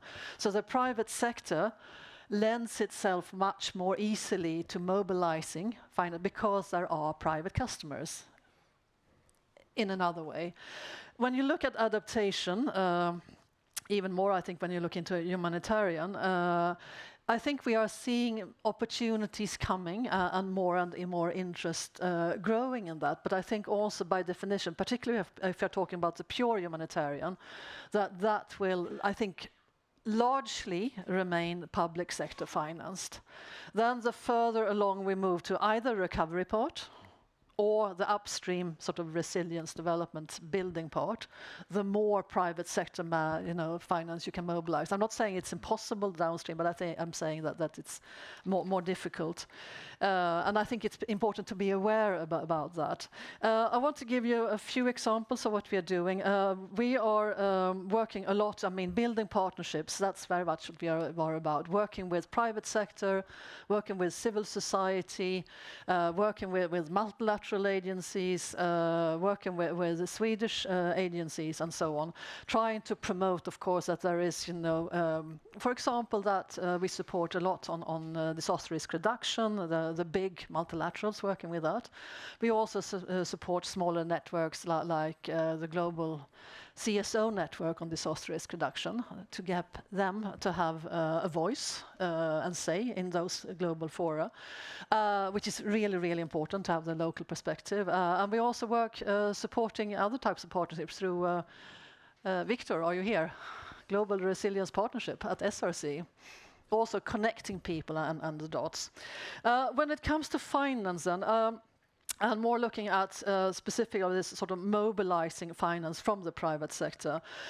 We do that in different ways, and I'll start with an example, if I may, which is that we work a lot with guarantees. Guarantee is about minimizing risk. It's about, let's say, you can simplify it as an insurance for those who provide a loan. It's very simplified. You can, argue with me on that one. In the best of worlds, we can actually provide a guarantee. We have no cost from the Swedish taxpayers' money. It's just our own time. And those who get the guarantee, they pay like a risk premium for it, to buy that insurance.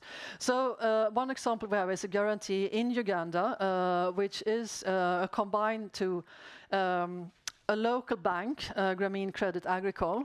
So they provide in their turn financing, microfinance to very small-scale entrepreneurs. And they also provide technical assistance, and they also help to provide training, education in market systems, business, and so on. Our guarantee is for 25 million Swedish kronor, and that mobilizes another 50 million Swedish kronor. And in that way, the outreach is much bigger. We can build on the local entrepreneurs and the local system and strengthen that, which builds resilience.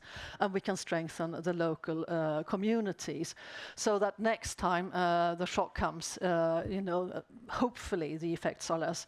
So this goes to 50% to refugee camps, and 50% goes to entrepreneurs in the host communities. And so far, I think it's about 120,000 individuals that have benefited from this and has strengthened resilience. Just to give a bit of example, it's not directly climate finance, but I think it still shows what you can do. If we work together, if we use our different instruments and work with the different actors. Yeah. I'll stop there. It looks like you want to comment, Cecilia. I think you brought through two things here, both like where in this stream where we see partnerships most likely, where you're saying that the pure humanitarian was, I think, your wording, might still be public sector, but then we move up the stream. If any of you want to comment on partnerships there, but then also please bring more examples, because I think that's also helpful when we get kind of concrete, like Maria was now. Just a short comment. That is what we could call blended finance, and what was discussed at last COP, where we see private capital, maybe philanthropic capital, and governmental support.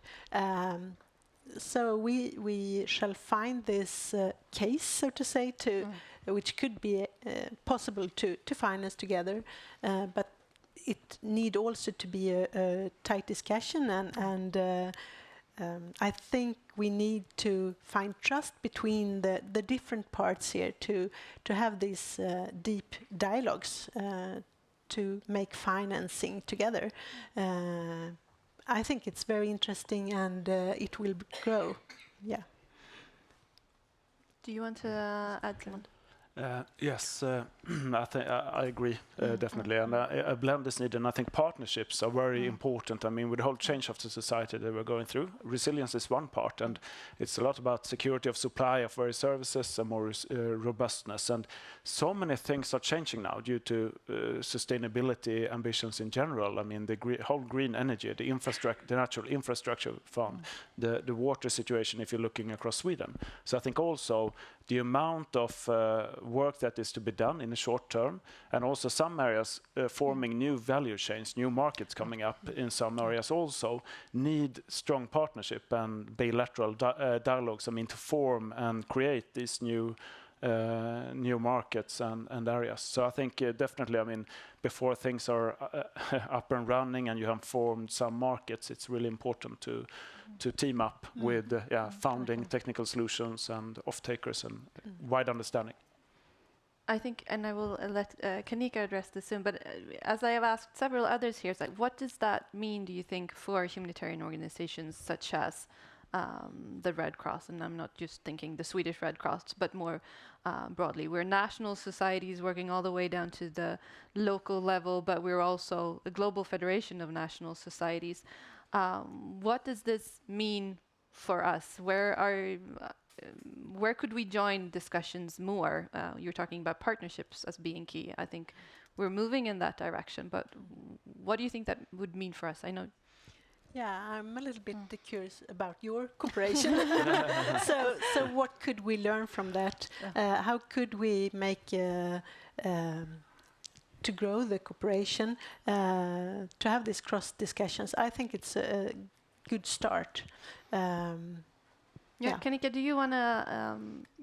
Maybe. Yeah. First, I want to, just really underscore that, what Maria said, and also, the importance of the public sector financing. That we're able to dig into this question of solid waste management because we have funding from the European Commission from their humanitarian aid section. We also, but it's also relevant because the work that CETA funds us in generally in Cox's Bazar has allowed us to have the collaboration with Rumble and Cox's Bazar, where they're bringing in their expertise. Mention what Cox's Bazar is? Sorry. Cox's Bazar is in Bangladesh. It's one of the world's largest refugee settlements, more than 1 million people settled there. And we're running a number of water and sanitation projects there. So we're providing drinking water. One of the most recent collaborations we had with Rumble was to look at, how to improve the efficiency of the water resources that we're providing there, the drinking water. Also looking at the fecal sludge treatment plant there, and reviewing some of the environmental activities that we've done. But that's only possible because we have ongoing projects that are funded by CETA.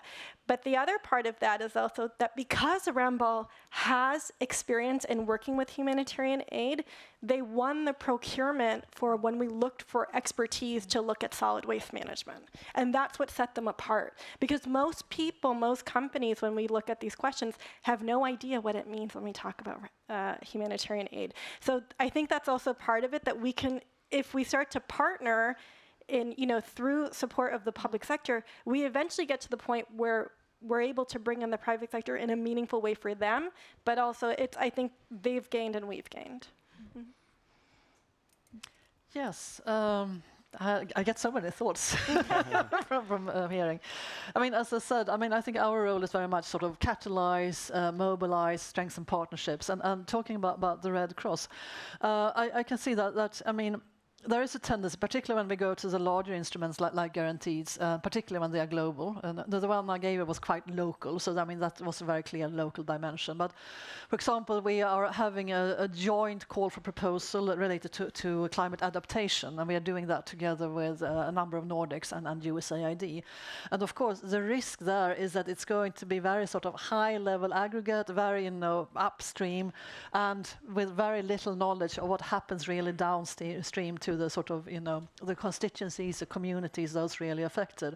So I think, that the Red Cross has, a very, very clear role being there in the sort of the space that you have occupy at both the local level and at the global level, and try to infuse that or continue to infuse that wherever you have the chance, and sort of, enable that grounding, if you like, in the local realities. And I'm not sure if anybody mentioned that, but one of the initiatives we support is something called the Early Warning for All. It's an initiative by the Secretary General. So it's a UN-wide to strengthen the early warning systems. And it's two organizations, the UN Disaster Risk Reduction Organization together with the World Meteorological Organization are the sort of two main, but it's 4 pillars. One is on sort of local level of vulnerabilities, and that one is implemented or sort of coordinated, I would say, not implemented, but coordinated by the Red Cross. And I think that's a very good example of how you as an organization can sort of add into partnership. Do you want to have any final comments on moving forward? Because I think we've had many examples, and I think it was really great how you talked about global and local level, because that's something that we really try to build on. Cecilia? I work daily with our clients, investors, insurance companies, it could be fund companies, but also public sector.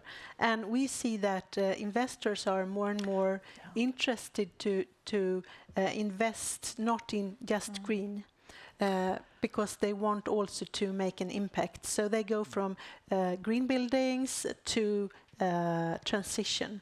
And that is interesting because it don't need to be green. And you talked about bang for the buck. They are also thinking of how should we have maximal impact for 1 krona we invest. So that is also maybe energy transition that is more interesting for them than these already green buildings. And they also want to have storytelling, and that is something we talk about here. So if we see the needs and the interest from the investors and what they look for, because they have also clients and customers and prospects in Gävle or Västerås, where we have these climate adaptations. So how can we understand the investors? We see the needs from the public sector, and we are a bank in between. So we are working daily to find this, and also try to support this storytelling, because that is also important, both for the municipality, because they want people to move there and companies to come to Gävle or Västerås and what they do there, and also the insurance companies. So that is also bang for the buck, and that is financing and very important, I think. I'm so glad that you're raising your hand, because that means that there is a conversation that we are going to continue. But the time for this conversation is unfortunately up. But that's the whole point of this forum, to start discussions that we can then build further on. And I think there are several points here that we can bring forward. And I think you really did open up the floor for that. There are actually examples of what we're doing together and things that we can do more together in bridging this gap, really, and getting bang for the buck by early action. So thank you so much. Yes, please. Thank you.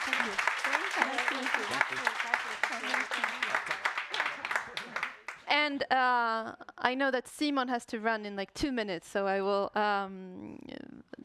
let you leave. And then this segue, I think, of partnerships, the private sector, gives me an opportunity to look at our last, please, sorry, to welcome our last keynote before Secretary General will summarize or at least wave us off in a while. But first, Mattias, please welcome. Mattias Goldman.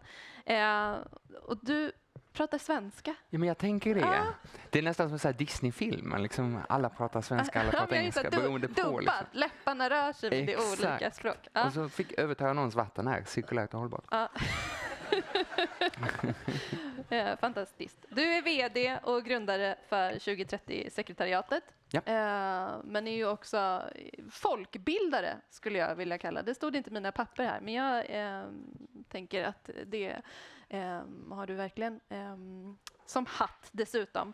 Tack. Och du har fått den lite, nu blir det daunting task, men ändå jätteglad att du tar dig tid för att göra vår sista keynote på dagen.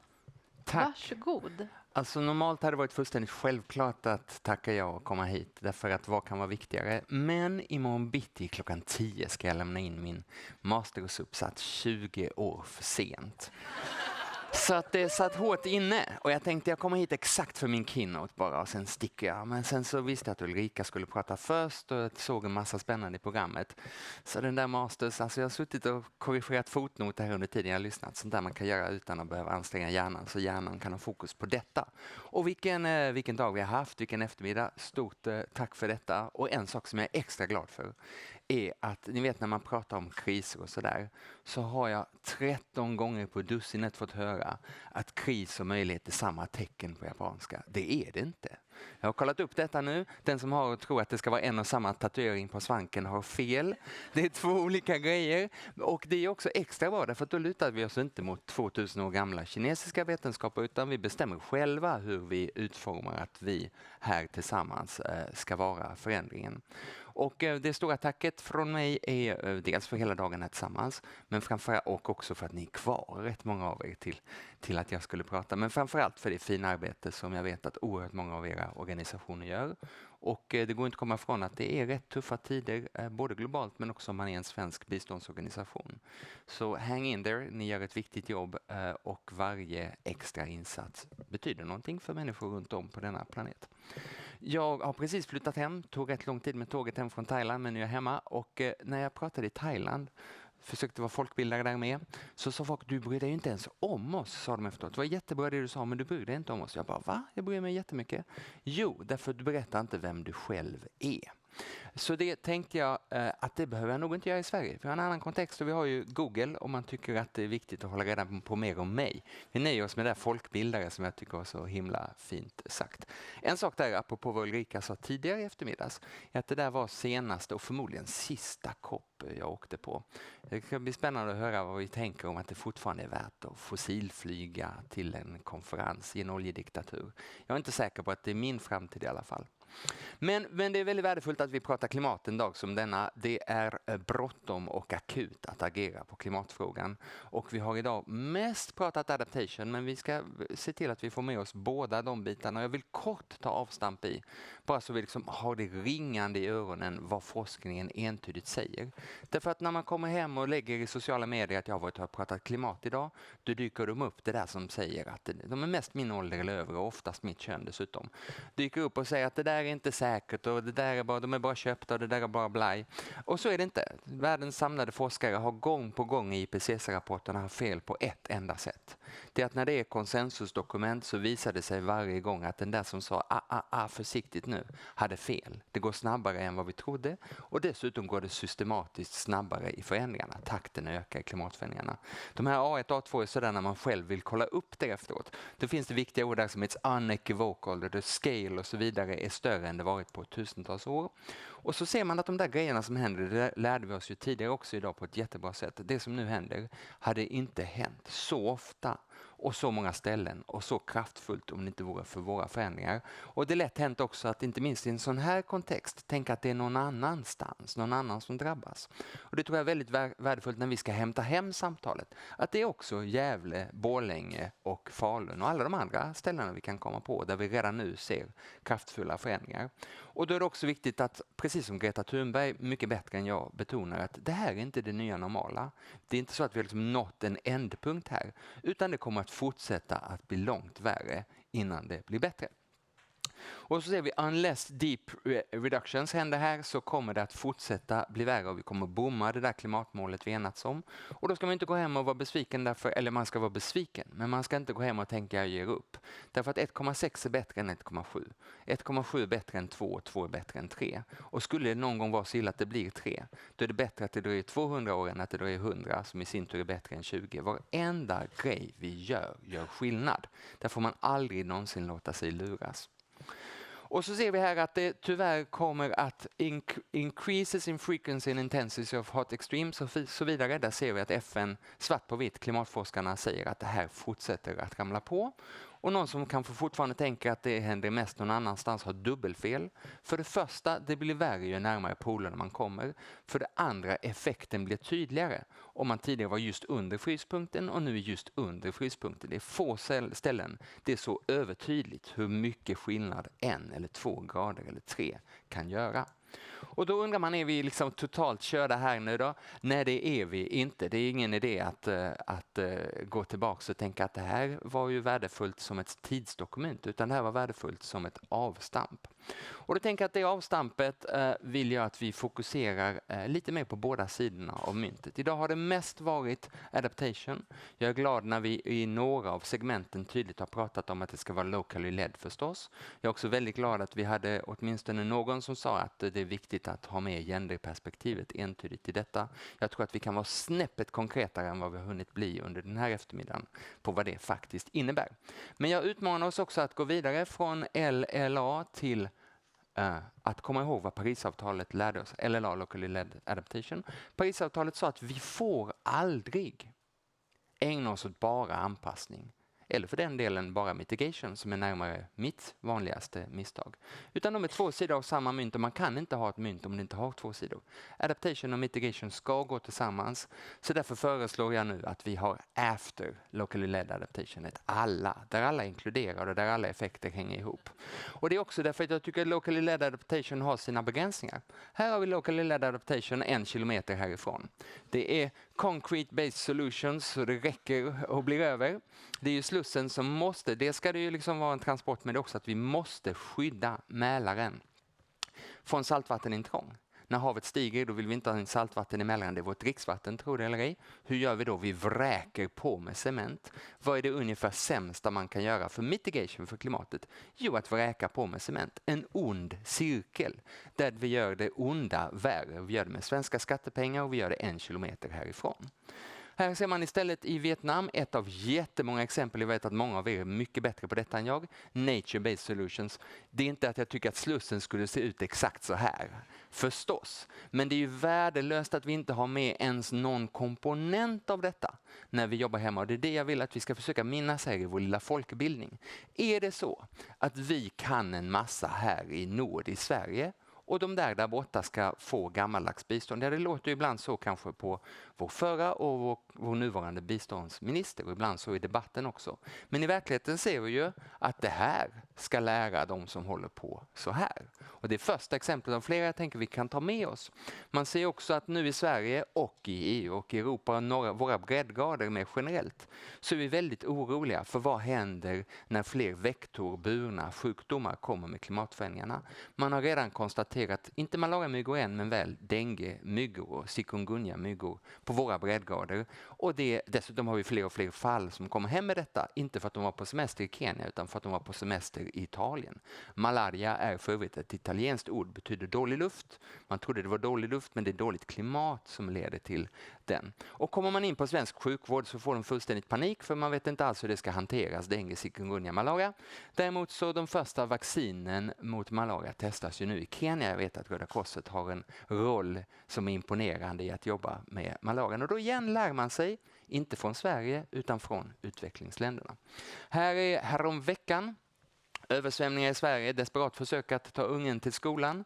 Här är hur det ser ut i Bangladesh. Bangladesh har varit mycket i tema idag och jag tror att det är värdefullt att inte bara tycka synd om Bangladesh och inte bara skicka dit pengar, utan också se att när de gör adaptation centers för att det plötsligt ska bli våldsamma översvämningar, ja men då används de till vardags som skolor. Och blir det plötsligt våldsam översvämning, då har vi ett refugee center och vi har en skola som fortfarande funkar. I Sverige är vi yrvakna om ens det. Vi har ju som vi hörde tidigare en minskning av anslaget för klimatanpassning i budgeten.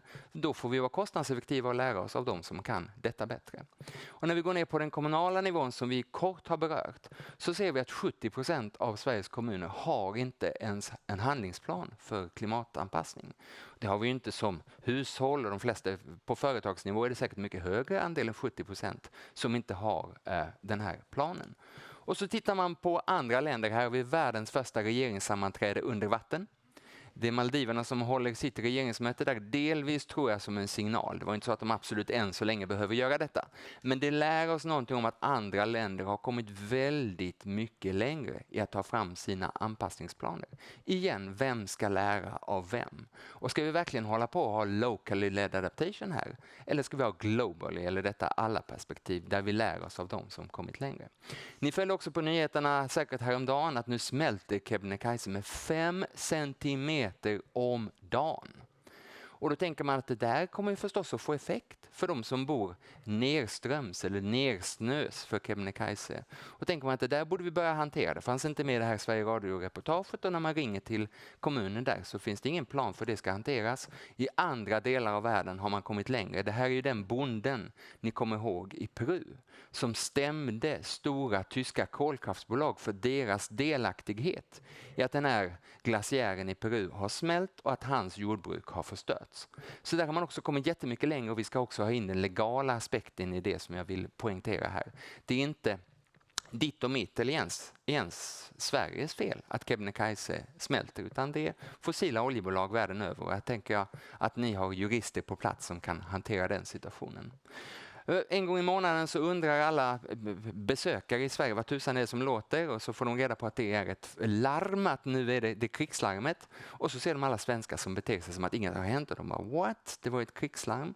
Men det pekar också på hur det här är det vi har. Sen har vi inget mer i form av officiella metoder att höra av sig till folk och säga nu är det fara och färde. Och så ser man, det har vi också pratat om tidigare, hur man har early warning systems. Det här är igen en bild från Bangladesh. Det kan faktiskt vara min egen bild. Det är i alla fall igen en bild från Bangladesh att där har man kommit jättemycket längre med att utforma ett system som till och med klarar sig om strömmen slås av eller andra sätt som gör att man blir sårbar. Och så funderar man på, jag är klimatkille. Många av oss här inne är biståndsmänniskor. Och så vet vi att vi just nu på svensk nivå har ett styre som inte engagerar sig enormt mycket i klimatfrågan och som försiktigt uttryckt inte har bistånd och internationell samverkan som sin högsta prioritet. Så hur framar vi det här då? Så att vi får åt resurserna som behövs. Därför att det är en kamp om resurser var jättevärdefullt att höra från förra panelen. Ja, men resiliens. Inte på det sätt som Stockholm Resilience brukar prata om det, men resiliens så att vi är mindre sårbara för krig och kris och mindre beroende av andra länder när det gäller vår matförsörjning och vår hälsosituation. Det biter. Totalförsvaret, det biter. Det får ökade resurser i budgeten och det var värdefullt att någon nämnde NATO. Rätt mycket av det som jag har pratat om här är också sånt som NATO säger åt oss. Skärpning Sverige. Vi kan inte vara så här sårbara. Vi kan inte vara beroende av fossila bränslen vi måste importera oss. Vi kan framförallt inte vara beroende av fossila ryska bränslen för att försvara oss mot Ryssland. Kommer vi att få dem? Om det blir en konflikt med Ryssland, hand upp den som tror att Ryssland fortsätter leverera bränsle till oss då. Det är också förstås värdefullt när man berättar att det är kostnadseffektivt. Där har vi en hård press på oss, vi som värnar det internationella utvecklingssamarbetet. Och det kostnadseffektiva är ju att säga att de här som vi jobbar med, de har svaren på fråga efter fråga när vi nu kostnadseffektivt måste klimatanpassa. Så är det våra partners, våra mångåriga samarbeten som berättar hur det ska gå till. Och där slutligen så har vi ju ett fruktansvärt anfallskrig alldeles in på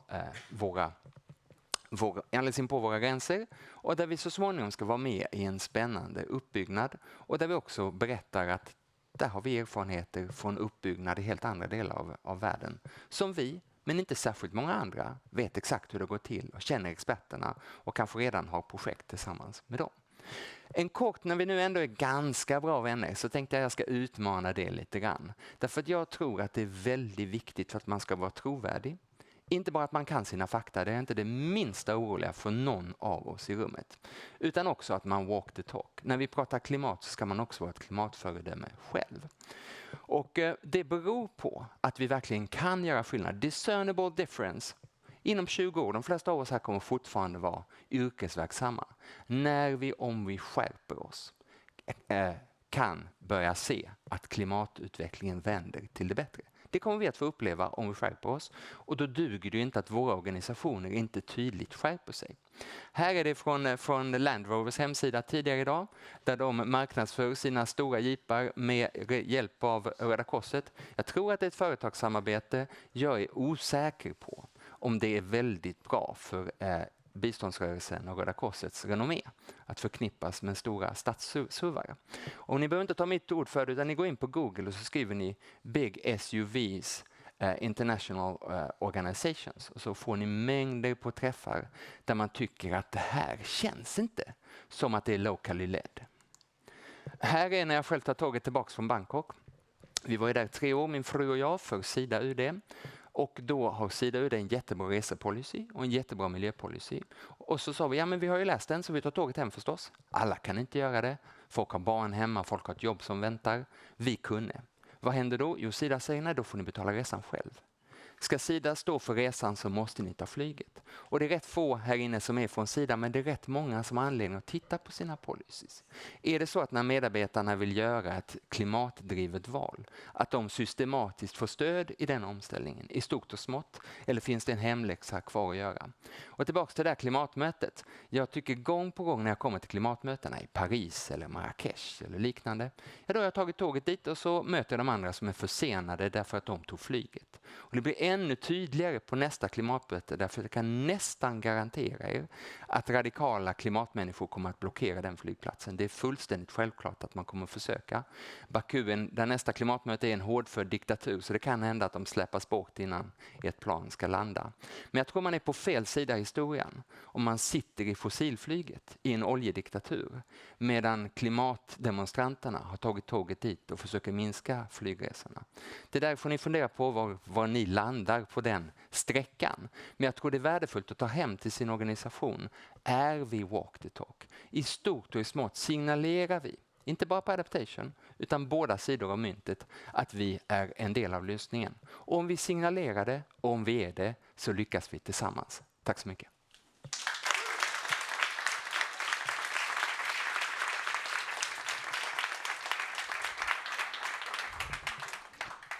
Tack så jättemycket Mattias. Du får. Tack, lycka till, ja, verkligen lycka till med uppsatsen.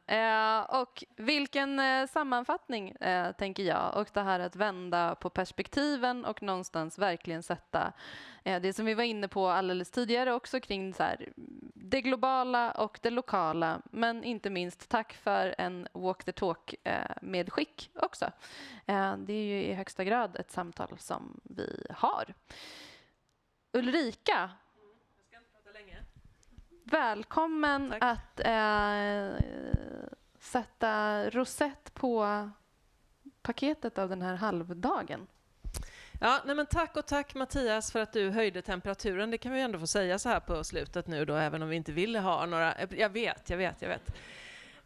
Men jättebra och tack för det här konceptet alla, för det var ju faktiskt det vi ville åstadkomma med den här dagen. Vi ville att så många som möjligt av våra potentiella partner i det arbete som vi avser att göra i vår Solna-krets tillsammans med aktörer där, men också med våra partner från Bangladesh som har rest hela vägen hit för att delta. Och som vi har samverkat med under så många år och som är det bevis som du söker Mattias på att vi lär oss av våra internationella partner.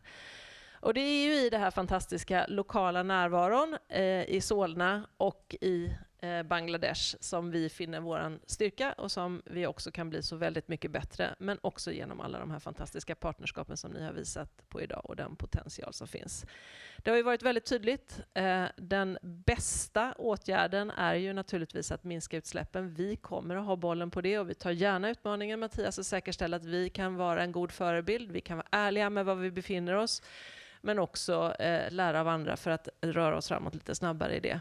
Men vi tror också att vi, som jag sa inledningsvis, har en otroligt viktig roll och som en del av den här integrerade förhållningssättet kring krisberedskap att fokusera på anpassning, därför att det kommer att bli betydande utmaningar. De finns redan internationellt, de finns i Sverige och vi har ingen tid att förlora. Men som Victor Galas sa i inledningen, och han var ju tveksam, jag är också det kring det här begreppet polykriser. Kom ihåg de där kollegorna som mötte ministern på ICA Maxi i Solna. De kan möta en situation där det har varit en skjutning. De jobbar med många äldre och sårbara grupper. Och de ska hela tiden bygga sin beredskap för att vara den där lokala närvaron och kunna hantera det. Och det är det vi vill åstadkomma. Ett stöd till dem, men framförallt att stödja deras samverkan med lokala aktörer. Där, precis som Ranjan, stödjer många kollegor på olika håll i Bangladesh. Så att följ gärna vår resa. Vi delar gärna med oss av våra erfarenheter, men framförallt vill vi bygga våra erfarenheter med er. Och det är därför vi gör den här typen av forum. Så att jag vill avsluta med att säga ett stort tack till en fantastisk moderator och kollega. Utmärkt. Tackar. Förstås, som alltid, så finns det väldigt många bakom scenen, så ett stort tack till alla Röda Kors-kollegor som har bidragit till att förbereda det här. Vi vill utveckla de här formerna kring forum, där vi tror att vi gör detta så mycket bättre när vi gör det tillsammans med många av er, så att vi hoppas att vi får se fler av er. Och att ni också kommer med tips och idéer kring vad ni tycker att vi ska prata om i den här typen av sammanhang. Så att ni kommer höra mer från oss, och vi ser bara detta som fortsättningen på ett samtal, precis som du sa tidigare. Ja, och ni som befinner er här, ni får till och med fortsätta samtalet utanför här strax. Men vi börjar med att tacka av alla digitala deltagare, ni som har sett det här live och följt oss. Jag vet att ni är flera stycken som sitter och har följt hela den här eftermiddagen digitalt. Jätteglad för att ni har gjort det. Den här inspelningen kommer också finnas tillgänglig för alla er som vill dela vidare segment eller hela den här halvdagen. Kommer finnas tillgänglig, gör gärna det. Dela gärna det, och verkligen det Ulrika sa, det här ser vi som startskottet eller fortsättningen, ett nedslag i samtal som vi ju för med många av er och många andra, men vi kanske kan få lite extra vid fortsatta dialoger. Så tack så jättemycket. Vi avslutar därmed sändningen idag.